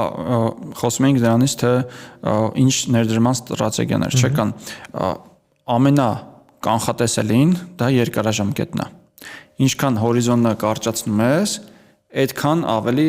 շանսին ես թողում քո կանխատեսումները ավելի քիչ է քեզանից բան կախված։ Ինչի՞ եմ ես օրինակ երկարաժամկետ 5 տարի, 10 տարի, 20 տարի, 50 տարի հեռանկարով նայում, ինձ թվում է այս Bitcoin-ը վաճառելու կարիք էլ չեմ ունենալու, որովհետև ինչ որ բան դա փողն է դառնալու գլոբալ, այդ է փողը լինելու, ինչ վաճառես, այդ է փողը։ Այսինքն երկարաժամկետ եթե մտածում ես, որ 20 տարի հետո դեպի վերև է գնալու, հեշտ է քո ստրատեգիան, հիմա առնես, սպասես 20 տարի, կոպիտ ասած։ Ավելի եթե նեղացնենք ժամկետը, ասենք խորհուրդ են տալիս հիմնականում գոնե մի 4 տարի լինել շուկայում, երբ որ մտնում ես շուկա, այդ հորիզոն ունենալ, որ գոնե մի հատ նմանատիպ տնտեսական կամ բիթքոյնի ցիկլ անցնես, այդ վայրի վերումները, տատանումները բանը լինես, դու էլ դրա վրա կոփվես, ներվերդ հանգստանան, իմանաս, որ ամեն ինչ է լինում է շուկայում, նենց 4 տարի չի եղել, որ դու պլյուսով դուրս չգաս վերջում։ Ու այդ պլյուսը շատ մեծ է եղել։ Առնվազն 2-3 անգամ պլյուսով եղել է, հիմնականում 10-20 անգամ այդ պլյուսը եղել։ Այսինքն մտնելուց գոնե 4 տարի հորիզոն ունեցի։ Եթե դու ավելի ես նեղացնում, դա արդեն գալիս է մակրոտնտեսական վերլուծություններ։ Հիմա դու եթե այդքան խելացի ես, դու պատկերացնում ես, թե կես տարի հետո գույքի շուկան, արժեթղթերի շուկան, աշխարհաքաղաքական ռազմական շուկան ինչ վիճակում է լինելու, դու կարաս կես տարվա ստավկաներ անել, որը ավելի դժվար է, ավելի մեծ ջանք է պահանջում։ Եթե ավելի ենք նեղացնում, ասենք օրվա մակարդակով, դու պրոֆեսիոնալ թրեյդեր պետք է լինես, դու պետք է իմանաս համ ինտուիտիվ, համ 1000 հատ օրվա փորձով, կորուստներով ու շահույթներով ոնց է աշխատում, որ դու պատկերացնես, եթե այս փաթերներն են, գրաֆիկները սենց են, կամ էլ եթե այս լուրն է գալիս, սենց է բան լինում, հավանական է, որ այս ուղղությամբ կգնա եւ այլն, այդտեղ ավելի մեծ է ռիսկը։ Ու տենց ինչքան նեղացնում ես, ու կան high frequency trader-ներ, ովքեր որ միլիվայրկյանների միջակայքով են trading անում, հենց այդ տատանումներն են բալանսավորում ու միզերնի շատ փոքր շահույթներ են ունենում, ասենք կարող է $1 բիթքոյնի կուրսը բարձրանա իջնի, իրանք դրանից աշխատեն, որովհետև ինչ որ փախած բորսայում այդ ավելի էժան անդեղ ավելի թանկ է, ստեղից առնեն այնտեղ ծախեն, trading վրա աշխատում են։ Այսինքն ինչքան ավելի քիչ ֆինանսական հմտություններով, փորձառությունով, ինսայդերական գիտելիքով մարդեք, ավելի լավ է, այդքան ավելի երկարաժամկետ նայեք։ Ու ամենապարզ գործողությունն է, որ դու առար պահեցիր։ Okay, մենք միշտ բիթքոյնի մասին գրեթե խոսեցինք, բայց ընդհանուր կրիպտոարժույթի մասին պետք է խոսենք, ինչով է տարբերվում բիթքոյնը ու ոնց տարանջատել շիթքոյնները, այսպես ասած։ Այո, այդ տերմինը շիթքոյնը կամ էլ ավելի մեղմ ասած altcoin են ասում, դա ալտերնատիվ քոյններ։ Դրանք ինչով են տարբերվում։ Ամեն կրիպտոն, կրիպտոն սկսենք նրանից, որ ինքը բաց կոդով է, դրանով է նաև ինքը ապակենտրոն, որ կոդը GitHub-ում ինչ որտեղ դրած է, դու կարաս իրան ներբեռնես, աշխատացնես, ցանցի մասը դառնաս։ Այսինքն այդ առումով համարը սա կրիպտոները նույնձև թափանցիկ են աշխատում։ Ու կրիպտո ստեղծելը իրենց ջանք չի պահանջում, ամեն մեկը կարող է 5-10 րոպեում իր կրիպտոն ստեղծի, բայց դա չի նշանակում, որ ինքը գործածություն կամ գինարժեք է ունենալու։ Հիմա ժամանակի ընթացքում մարդիկ հասկացել են, որ կարելի է սեփական պրոյեկտներ ստեղծել, դրանք մարքեթինգի արշավներով զարգացնել, փող ներգրավել ու երբ որ դու հիմնադիրն ես, դու ամենաշատ կրիպտոն դրանից ունես, դրանից նաև ամենաշատը կշահես։ Այսինքն մեծ տենց պրոյեկտներ կան, որ փորձում են ինչ-որ կրիպտոներ ռասկրուտ կանել, բայց հիմնական շահառուները մատերի վրա են հաշված ու հիմնականում հենց հիմնադիրներն են լինում։ Ինչ-որ կրիպտո պրոյեկտներ կան, որ գուցե տենց ֆինանսական շահ ու մախինացիա հետապնդելով չեն ստեղծել, այլ իրանք հավատացել են, որ այս կրիպտոն կարան ինչ-որ կոնկրետ խնդիր լուծել, օրինակ ավելի ապակենտրոն դարձնել կամ ավելի շատ տրանզակցիա օրական սպասարկել, ինչ-որ տենց կոնկրետ նյուանս հանդիսացող խնդիրներ են լուծել ու իրանց բլոկչեյնը կրիպտոարժույթի պարամետրերը ըստ դրան սարքել։ Հիմա երբ որ դա սարքում են, պետք է հայտարարեն սա համացանցին, պետք է ինքնին սաղեն համոզեն, որ սա ավելի լավ է լուծում այս խնդիրը, մարդիկ հավատան դրան, դրա վրա փողներ դնեն, դրանից սկսեն օգտվել, ու այդ պահանջարկն է ստեղծում հենց կրիպտոյի գինը, կրիպտոյի արժեքը։ Բայց մինչև հիմա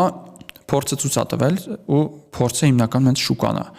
Ամենալավը շուկան է ցույց տալիս, թե ով է ճիշտ, ով է սխալ, ինչի վրա արժի փող դնել, ինչի վրա չարժի փող դնել։ Հիմա երբ որ նայում ես ամենաշատ օգտագործվող կրիպտոներին, top 1-ը Bitcoin-ն է, որ շուկայի մոտ 60 եւ ավել տոկոսն է կազմում, այսինքն եթե կա $1 տրիլիոնից ավել կապիտալ, դրա 60%-ը հենց Bitcoin-ի մեջ է կայանված։ Երկրորդ ամենաշատ օգտագործվողը ու ամենագործածելին օգտակարը դա stable coin-ներն են։ USDT-ն է, որը ինքիրանով կրիպտո դոլար է հանդիսանում ու թույլ է տալիս այդ տատանումներից քեզ զերծ պահել եւ նույն ժամանակ քաղել ոնց որ ԱՄՆ դոլարի օգուտները։ Այն սկզբունքով, որ դու եթե պետքա ինչ-որ մեկի հետ դոլարային պայմանավորվածություն ունես, այդ ծախսը իրար հետ փակեցիր, պարտքերը փակեցիր կամ վճարում արեցիր, դոլարով ամենահեշտն է։ Բիզնեսներն էլ դե սովոր են իրար դոլարով աշխատել միջազգային փոխանցումներ, առևտրաշրջանառություն հիմնականում USDT-ով է լինում։ Հայաստանն էլ Հայաստանում իդեպ տարեկան մոտ 10 միլիարդ դոլարի կրիպտո շրջանառություն կա ու հիմնականում դա հենց միջազգային առևտրին է վերաբերվում։ Հայաստանի առևտրային գործընկերների հետ ապրանքներ ներմուծում արտահանում դրանով վճարումները կրիպտոյով են settle արվում, այսինքն հաշվանցվում, փոխանցումները հարաբերությունները դրանով են համարվում է հայտնվում, հա, այդ փաստացի։ Չես կարող ասել ստվերա թե օրինական է, օրինակ մինչև հունվարի 1-ը, երբ որ ռեգուլյացիան ուրիշ ձև էր Հայաստանում, մեծամասնությունը կրիպտոյի գործարքների կանխիկով էր արվում, հունվարի 1-ից արգելվեց, ինչ-ինչ պատճառներով անհասկանալի է ոլորտի համար։ Ու այդ գործարքները հիմնականում սենց էին լինում, որ օրինակ փողը եկել է օրինական ձևով բանկում նստել է, հարկերը վճարվել են հաճախորդների կողմից եւ այլն, բայց պետքա ապրանքի հաջորդ խմբականակը ներմուծես ու Հայաստանի որոշ գործընկեր երկրների հետ առևտրային SWIFT-ը բանկային համակարգը սահմանափակ ձևով աշխատում կամ ընդհանրապես չի աշխատում, կրիպտոյով է հարմար այդ վճարումները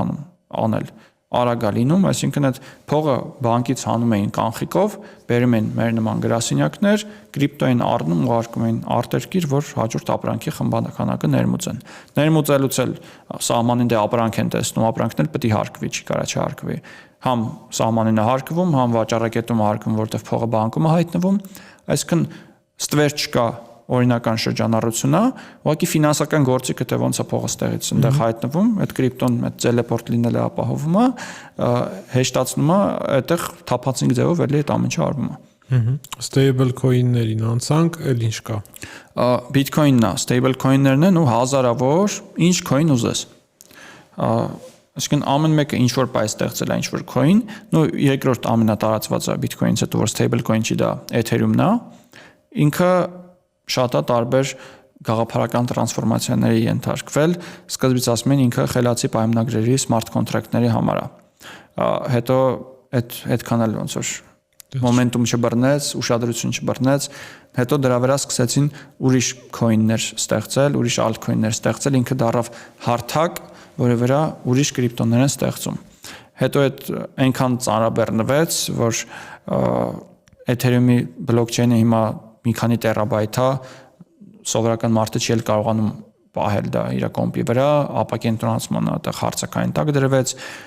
հետո proof of work-ը, որը mining-ի էներգիայի վրա էր հիմնված, այնտեղ փոխարինեցին կառավարման մոդելը proof of stake, այդ էլ նշանակում է, որ ավելի շատ Ethereum ունի, ինքը ավելի շատ քվեարկելու ձայն ունի։ Միշտ ասում եմ, որ Bitcoin-ը իր mining-ով ինքը դեմոկրատիա է, որտեղ շատերն են այնտեղ կառավարում, իսկ այստեղ որ հարուստներն են կառավարում, ավելի շատ փող Ethereum ունեցողն են, դա արիստոկրատիա է։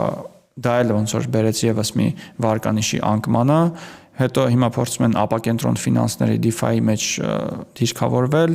NFT-ներ բաներ են ժամանակին էլի բանանում Ethereum-ի վրա, որ այդ շուկան էլ եկավ, հետո մեռավ, ու տենց շատ են կրիպտո պրոյեկտներ Ethereum-ի նման, ու ինչքան գնում ես ավելի ներքև է ցուցակով ամենամեծերի, այդքան անիմաստ են լրիվ դառնում, որ զուտ գոյություն ունեն, ինչ որ անուն ունեն, մարդիկ trade են անում, այդքան բան, ռեալ իրական կյանքում խնդիր, իրանք չեն լուծում։ Ու ստեղ ինչ ամանում, որ երկու հիմնական կիրառությունն է կրիպտոյում։ Bitcoin-ով փողդ երկարաժամկետ կայանել, կամ էլ stable coin-ով արագ առևտրային հարաբերությունները կարգավորել։ Գանք Հայաստան, Հայաստանում 10 միլիարդ դոլարի շրջանառություն տարեկան, հա։ Այո։ Եվ ում մեջ է դա տեղի ունենում, ինչ վիճակ է ընդհանրապես։ Հիմնականում մեծ մասը առևտուր է, միջազգային առևտուր է։ Այսինքն առևտրային գործընկերները Հայաստանի top 5 եթե նայես, 5-ի հետ էլ ինչ որ տոկոսի առևտրային հարաբերություններ են կրիպտոյով են արվում։ Ու օրինական ահռելի մեծ թվերի շրջանառության մասն է խոսքը։ Դրանից զատ կան թրեյդերներ, կան ներդրողներ, նրանք ավելի քիչ տոկոս են կազմում, կան նաև IT ոլորտի շատ աշխատակիցներ, ովքեր աշխատավարձ են ստանում իրանց կրիպտոյով։ Էլի շատ հարմար վճարամիջոց է, վարկյաններում հասնում է, այստեղ էլ հեշտ լինում է պետական առույթի փոխանակել այդ կրիպտոն չենջերի միջոցով ու անընդհատ կրիպտոյի կապիտալի ներհոսք է գալիս։ Այսինքն հիմնական այդ ուղղությունները դրանք են։ Նաև ինչ որ ստարտափներ կան, չէ՞, կրիպտոյի ստարտափները իրանք կրիպտո ոլորտում ինչ որ կոնկրետ խնդիր են տեխնոլոգիական լուծում։ Հենց կրիպտո ոլորտի շրջանառության հետ կարելի ասել որևէ կապ չունենք։ Եվ հիմա Հայաստանում արդեն այս տարվա հունվարի 1-ից կարգավորվում է, չէ՞։ Հա, օրենքները մտան լրիվ ուժի մեջ։ Եվ ո՞նց է կարգավորվում։ Շատ վատ է կարգավորվում, շատ ոչ պրոֆեսիոնալ ձևով ու շուկայի իրողություններին առանց ծանոթանալու է կարգավորվում։ Կառավարությունն այդ լիազորությունը տվեց կենտրոնական բանկին, կենտրոնական բանկն էլ իր պատկերացումներով բերեց օրենքներ ընդունեց, որը Եվրոպական միության MiCA կարգավորման կրկնօրինակն է, մեր մոտ որոշակի ադապտացիա արած ու ավելի մեծ խոչընդոտներ, բարդություններ դրա վրա դրված։ Եվրոպայում իդեպ զարգացած չի կրիպտո ոլորտը, այնտեղ ընդհանրապես բիզնեսը ստարտափ էկոհամակարգը զարգացած չի ու ի սկզբանե շատ սխալ էր այնտեղից օրենսդրություն ստեղ բերելը։ Բացի դրանից հաշվի չի առնվել, թե այստեղ հիմա ինչ առևտրային հարաբերություններ կան, ոնց են արվում այդ գործարքները։ Կենտրոնական բանկը 18 թվականից շրջաբերական էր ուղարկել բանկերին ու հայտարարություններ տարածել, որ կրիպտոն վատ բան է, ռիսկային է, վտանգավոր է, սա պետք է զերծ մնան։ Դրան հետևելով բանկերը թույլ չեն տալիս կրիպտոյով գործարքներ անել։ Կրիպտո բիզնեսների համար հաշիվներ չէին բացում, հետևաբար սաղ շուկան գոյացել է կանխիկի վրա։ Գրասենյակներն չենջերն մտնում ես կրիպտո առար, ծախեցիր փողը, տվեցիր, ստացար, վերջ։ Հիմա հունվարի 1-ից կանխիկով գործարքները արգելվել են։ Պրակտիկորեն են արգելվել, որովհետև sense ինչ-որ ձևական փոքր թիվ է մնացել, 300,000 դրամի պատուհան են թողել, էլի անկանխիկի օրենքին նմանեցնելով, որը այն որ ասում եմ միլիարդների առևտրաշրջանառություն, այդ հեքիաթային ժանրից է, էլի։ Ասենք մարդիկ կարող է $200,000 ապրանք են ներմուծում, դրա վճարումն են անում, հիմա ասում են 300,000 դրամով կարաս պասպորտով գործարք անես, այդ հարցը չի լուծվելու, էլի չի ծածկվելու։ Ու երբ որ կանխիկը արգելվեց, բանկային ինֆրաստրուկտուրան էլ հələ պատրաստ չէր, նմանատիպ հայտարարություն շրջաբերական չի ուղարկվել բանկերին, որ ժողովուրդն արդեն սկսեք սպասարկել, որտեղ կանխիկը փակ է, այս տնտեսվարողներին ինչ-որ ձև պետք է աշխատեն, չէ, դա էլ չկար։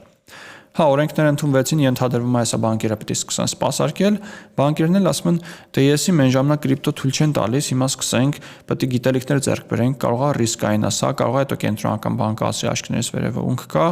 ոմանք որոշ քայլեր, որոշ բանկեր անում են, այդտեղ էլ արդեն գալիս է բանկերի բյուրոկրատիան։ Այս ինչքան կիլոգրամներով փաստաթղթեր պետք է ներկայացնես, որ քեզ գոնե հաշիվ բացենք։ Հաշիվ եթե բացում ենք, պետք է ամեն գործարքը մանրամասն վերլուծվի, պետք է զեկուցեք ով է փոխանցել անձնագիրը, հայշը տրանզակցիան հասցեն, այնտեղ գումարի ծագման աղբյուրները շատ ավելի ցածր շեմեր են դրվել, քան թե օրինակ բանկերով անելուց կամ էլ նույն կանխիկը ավելի ռիսկային է, քան կրիպտոն։ Կրիպտոն բլոկչեյնով սաղ տեսնում ես թափանցիկ է։ Կանխիկով մտար բանկ, չես կարող ասես որտեղից է եկել այս կանխիկը։ Բլոկչեյնով կարաս տեսնես որտեղից է եկել, կարաս վերլուծես, կարաս ռիսկի գնահատես բան։ Ու եթե կանխիկը օրինակ ծագման աղբյուրի շեմը դրած է 5 միլիոն դրամ, կրիպտոյի դեպքում դրել են 1 միլիոն դրամից արդեն հավելել ուսումնասիրությունների բաների պետք է ենթարկվի։ Ու այսպես խոշոր շրջանառությունը հիմա կամ անհետացել է կամ գնացել է ստվեր, կամ էլ գնացել է արտերկիր։ Բոլոր սցենարներում սա վատ է պետության համար, տնտեսվարողների համար, քաղաքացիների համար։ Ու սա էլ շատ մրցակցային դաշտ է, IT ոլորտի նման է։ Դու չսպասարկես, լիք ուրիշ երկիր կա, որը կսպասարկի։ Մեծ ուրախությամբ դրսում են հաշիվ բացում, հա, ինչ որ մի ձև։ Դե տեսեք, եթե դու կրիպտո եք հավաքել, ձեզ պետք է այդ կրիպտոն հանել ծախսերի համար, դու կարաս ուրիշ երկրում հանես։ Եթե այդ հանկարծ մեծ քանակ եղավ, դու խոշոր կապիտալի սեփական տեր եղար, ասենք քո $500,000 կրիպտոն չեն թողում Հայաստանում հանես, օրինական ձևով գույք առնես, բանանես, կարաս Դուբայում այդ փողը հանես, Դուբայում տուն առնես։ Ինչ ստացվեց կապիտալ արտահոսեց։ Կամ էլ թեկուզ եթե դու Հայաստանում ես ծախսելու, ինչ որ միջանկյալ սերվիսներ ես օգտագործելու, դրսում կարաս բանկային հաշիվ բացես, այնտեղ քարտ անես, հետո այնտեղ ինչ որ բորսայով փոխանցես այդ բանկային քարտին, հետո այդ քարտով ստեղ առևտուր անես։ Ում էլ հիմա էլ կրիպտո քարտերն են տարածվում, որ էլի Visa Mastercard են, բայց ինչ որ բիրժայի քարտ են կամ ֆինանսական կազմակերպության քարտ են, բայց ռեալ կրիպտո է այնտեղ նստած իրենց հաշվին, այդ բային կոնվերտացիա անում պետական արժույթ, դրանով ես վճարում անում։ Իսկ դու ինչքան հերվածնում ես այդ գործիքները քեզանից, այդքան վնասներ ես կրում։ Այդքան ամեն գործարքից քաղաքացիներին միջնորդավճար են տալու։ Այդքան կապիտալ է գնալու ամեն գործարքից դրսի ընկերություններին։ Այդքան կարա գնա ներդրում դուրսը այդ փողը, այդ կրիպտոն մնա, եթե դու թույլ չես տալիս ինքը հեշտ ձևով մտնի քո երկիր։ Իսկ հիմա այդ կրիպտո ներդրումները ու կրիպտո տուրիզմը ամենաարագ զարգացող ուղղություններից են։ Այդ որն է։ Կրիպտո տուրիզմը, երբ որ որոշ պետություններ կամ որոշ քաղաքներ իրենց դիրքավորում են կրիպտոյի համար բարեհամբույր, հյուրընկալ, ասում են դու կարաս գաս մեր երկիր, հանգիստ քո կրիպտոն փոխանակես, կրիպտոյի վճարումներ անես։ Սալվադորը ասում է կարաս որ խանութ մտնես, բիթքոյնի QR կա, քո բիթքոյնով վճարում անես։ Ու կրիպտո էնտուզիաստները, ովքեր որ այս ոլորտի գաղափարախոս են, սիրում են այս ոլորտը, ուզում են զարգանալ կամ այս ոլորտի կազմակերպությունների ներկայացուցիչներ են, իրանք ավելի հաճախ են դիտարկում գնալ ինչ որտեղ, որտեղ նաև իրանց ձև մտածող մարդիկ են, իրանց համար լավ ենթակառուցվածք կա, իրանց համար པարզ ընկալելի լեզվով, ֆինանսական լեզվով են խոսում այնտեղ փող ծախսեն։ Ու հիմա էլ կա նույն Թայլանդում հիմա մի քանի տուրիստական քաղաքներ, էլի կրիպտո տուրիզմի, կրիպտո ֆրենդլիության համար են բանանում, ինչ որ քաղաքներ որոշում են, որ կրիպտո վճարումները պետք է այստեղ դարձնենք օրինական թափանցիկ հասանելի, որովհետև կարող է հազարավոր կրիպտո էնտուզիաստներ որոշեն, որ այս անգամ եկեք գնանք ոչ թե, չգիտեմ, Շվեյցարիա, որտեղ էլի կրիպտոն շատ լավ զարգացած է, այլ գնանք Թայլանդ, տեսնենք այնտեղ ոնց է վիճակը, կրիպտո էկոսիստեման, փողն էլ այնտեղ կծախսենք։ Ու նույն պրինցիպով մեր մոտ է կարելի անել։ Իդեպ 22 թվականի ռուս-ուկրաինական կոնֆլիկտը, որ սկսեց, այդ ժամանակ լիքը ռուսներ են եկել Հայաստան, լիքը կապիտալ են բերել կրիպտոյով։ Այնտեղ էլ այդ կապիտալի վերահսկողության սահմանափակման բաները դրել էին Ռուսաստանում, որ փող չանեն երկրից։ Իսկ կրիպտոն այդ սահմանափակումներին չի ենթարկվում։ Ես եմ, իմ փողն է, ուր ուզեմ կտանեմ, ոչ մեկ չի իմանա դրա մասին։ Ու մարդիկ բերում են այստեղ կրիպտո, տուն էին առնում Երևանում, ներդրում էին անում, սկսում էին այստեղ ապրել, իրենց տան վարձ էին տալիս։ Ու լիքը մարդիկ հենց այստեղ Հայաստանում տեղակայված են, ովքեր որ կրիպտոյի բնիկ բնակիչներ են կարելի ասել։ Բա ոնց եք դուք տեսնում այս սրա հանգուցալուծումը, հա, օրենքը հիմա ինչ որ միջանկյալ փուլի մեջ է, չէ՞, այս տարվա ընթացքում, մյուս տարվանից էլի ինչ որ բաներ են ուժի մեջ մտնելու, ինչա լինելու, ոլորտն է մեռնելու, թե ստիպված ինչ որ զիջումների են գնալու ու որն է լուծումը, էլի։ Հիմա անցումային շրջան է, 2026 թվականին բոլոր կրիպտո ընկերությունները, ովքեր մինչև օրենքը ուժի մեջ մտնելը գործել են, կարող են շարունակել գործել, բայց պետք է տարվա ընթացքում լիցենզավորվեն 27 թվականի հունվարից արդեն լիցենզավորված լինեն։ Ու կախված է նրանից, թե ինչքան հեշտ կամ բարդ կընթանան այդ լիցենզավորման process-ները։ Քանի ընկերություն կլիցենզավորվի, ինչքանով հնարավոր կլինի օրինական ստեղ գործարքներ անել երկրում։ Այդ ընկերությունները exchange-ների մասին է, չէ՞ խոսքը։ Հա, մեծամասնությունը exchange-ներն են, որովհետև ընդհանրապես կրիպտո էկոսիստեմայում գերակշռող մասը հենց exchange-ներն են։ ԿԲ-ի պաշտոնյաներից հաճախ լսում ենք, որ այստեղ հիմնական exchange-ը չի, տեխնոլոգիական նորարարություն, բանման, այդ շատ ֆիկտիվ ու սահմանափակ բաներ են, որտեղ տեխնոլոգիան մի անգամ են հնարում ու ցանկացած տեղ կարան հնարեն, կարևորը այն է, թե որտեղ է կիրառվում դա։ Ու կիրառվում է ինչի համար, հենց ինքը կրիպտոն փող է, ինքը էլեկտրոնային փող է։ Ինքը կիրառվում է փոխանցումներ անելու համար, վճարումներ անելու համար, փող տանել բերելու համար, ներդրումների համար։ Այսինքն դու այդ կիրառությունը պետք է այստեղ հեշտ դարձնես։ Ու ամենակարևոր բանը օղակը տեղն է, թե դու կարողանում ես կրիպտո աշխարհ մտնել ու դուրս գալ, թե չես կարող։ Դա exchange-ով արվում։ Դու եթե կրիպտո չկարողանաս մտնես կամ դուրս գաս, այլ կրիպտոյում քեզ գործունեություն ընդհանրապես չպետք է հետաքրքրի։ Դու ոչ կրիպտո վճարում կարաս անես, վճարում ստանաս։ Ոչ կարաս ներդրում անես, ոչ կարաս trade անես, եթե այդ մուտքի ելքի օղակները հստակ ու հեշտ դրված չեն։ Հիմա ինչ կլինի, այս տարի էլի շատ անկանխատեսելի է, պետք է որ հիմիկվանից հունվարի 1-ից բանկային համակարգը ասենց ասեր, եկեք, full ձեզ կսպասարկենք, որովհետև կանխիկը փակվում է։ Բայց չէ, հիմա մենք ենք ընկնում բանկերին, համոզում կլինի, մեզ հաշիվ բացեք, որովհետև կանխիկով չենք կարող աշխատենք, ԿԲ-ջան կլինի, բանկերին ասես, որ հաշիվ բացեն, որ հեշտ անեն այս process-ները։ Բացի դրանից կենտրոնական բանկը իրականում են երկրներն, որտեղ այս ոլորտը զարգացած է, ԿԲ-ն չի ռեգուլատոր լինում հիմնականում, լինում են առանձին կառույցներ, մասնագիտացված, իրանք էլ հենց երաշխավորում են, որ ոլորտը զարգանա։ Ու հիմա ԿԲ-ին որ տվել են, ինքն էլ իր մոտեցումներն է փորձում պարտադրի ոլորտի վրա, որը հիմնականում նման է բանկերի մոտեցմանը։ Ու կենտրոնական բանկը փորձում է կրիպտո ընկերությունների հետ բանկերի պես վարվել, ասում են նույն բանը, եթե ֆինանսական գործիքա կապ չունի դրամա թե կրիպտոյա, նույն բանին պետք է ենթարկվի։ Պետք է նույն ստուգումները արվեն, նույն տվյալները վերցվեն, նույն մուտքի ելքի բարդությունները լինեն, նույն թղթաբանությունը, բյուրոկրատիան լինի, մինչդեռ այս ոլորտը տենց չի աշխատում։ Ինքը ուրիշ սկզբունքներ ունի, ինքը ուրիշ աշխատանքի մեխանիզմներ ունի։ Օրինակ ամենամեծ խնդիրներից մեկը բանկային համակարգի travel rule-ն է, ասում են պետք է հետագծել լինի փողը մի օղակից մյուս օղակ, որ ասենց իմանաս սաղ շղթայով ումից ուր է գնացել, ուր է հասել։ Կրիպտոյում կան անձնական դրամապանակներ, դրանք նույնականացված չեն։ Դա ուղղակի ֆիզիկապես հնարավոր չի կիրառել այդտեղ։ Ես եթե ինչ որտեղ կրիպտո ուղարկեցի, դա չի լինում նույնականացնել, թե ումն է այդ հաշիվը։ Կարող է դու ճանաչում ես, որ իր հեռախոսի վրա բացած է, բայց կարող է այդ ուրիշի հաշիվն է։ Հետո ինքը եթե ուրիշին ուղարկեց, այն մյուսը ուրիշին ուղարկեց, անձնական դրամապանակներում չկա նույնականացում։ Օրինակ սա պետքա ֆինանսական հաստատությունները ու պետությունները ընդունեն գիտություն։ Սա ուրիշ կենթանի է, իր հետ ուրիշ ձև է պետք վարվել ու իր բոլոր յուրահատկություններով։ Այս ոլորտը սիրում է հեշտություն, պարզություն, արագություն։ Եթե դու ամեն գործարքին ուզեցիր,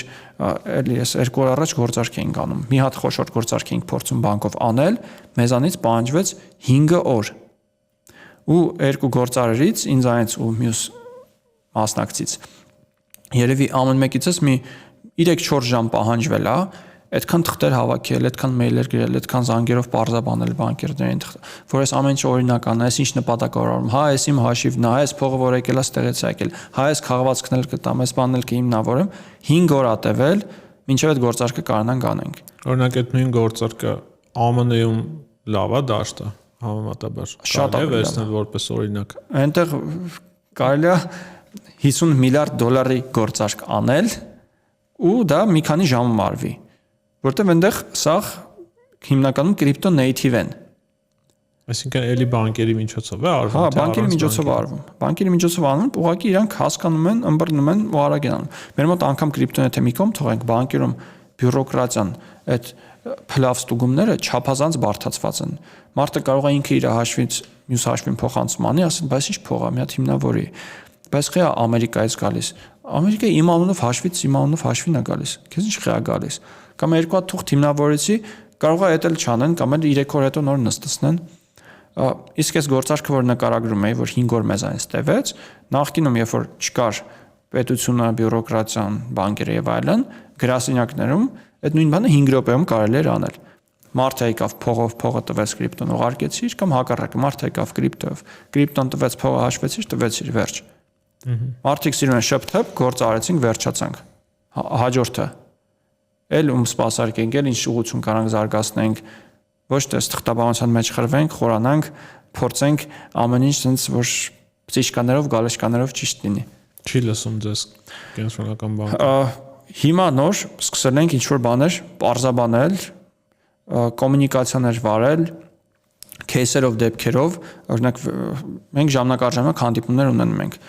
Կրիպտո տնտեսվարների միությունը հենց դրա համար ենք հիմնել, կրիպտո բիզնեսները այստեղ են բոլորը ներկայացված, մենք էլ որպես մի կառույց փորձում ենք պետության հետ ու ռեգուլատորի հետ հարաբերվել։ Խնդրում ենք հանդիպում, ասում ենք կոնկրետ այս օրակարգով ինչ խնդիրներով։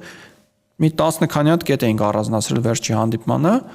ասում ենք օգնեք այս հարցերը լուծել։ Հիմնականում բանկերին է առնչվում։ Օգնեք բանկերին այս բաները բացատրել։ Այս բանը հեշտացնենք, որ կարողանանք աշխատել, որովհետև չենք կարա սենց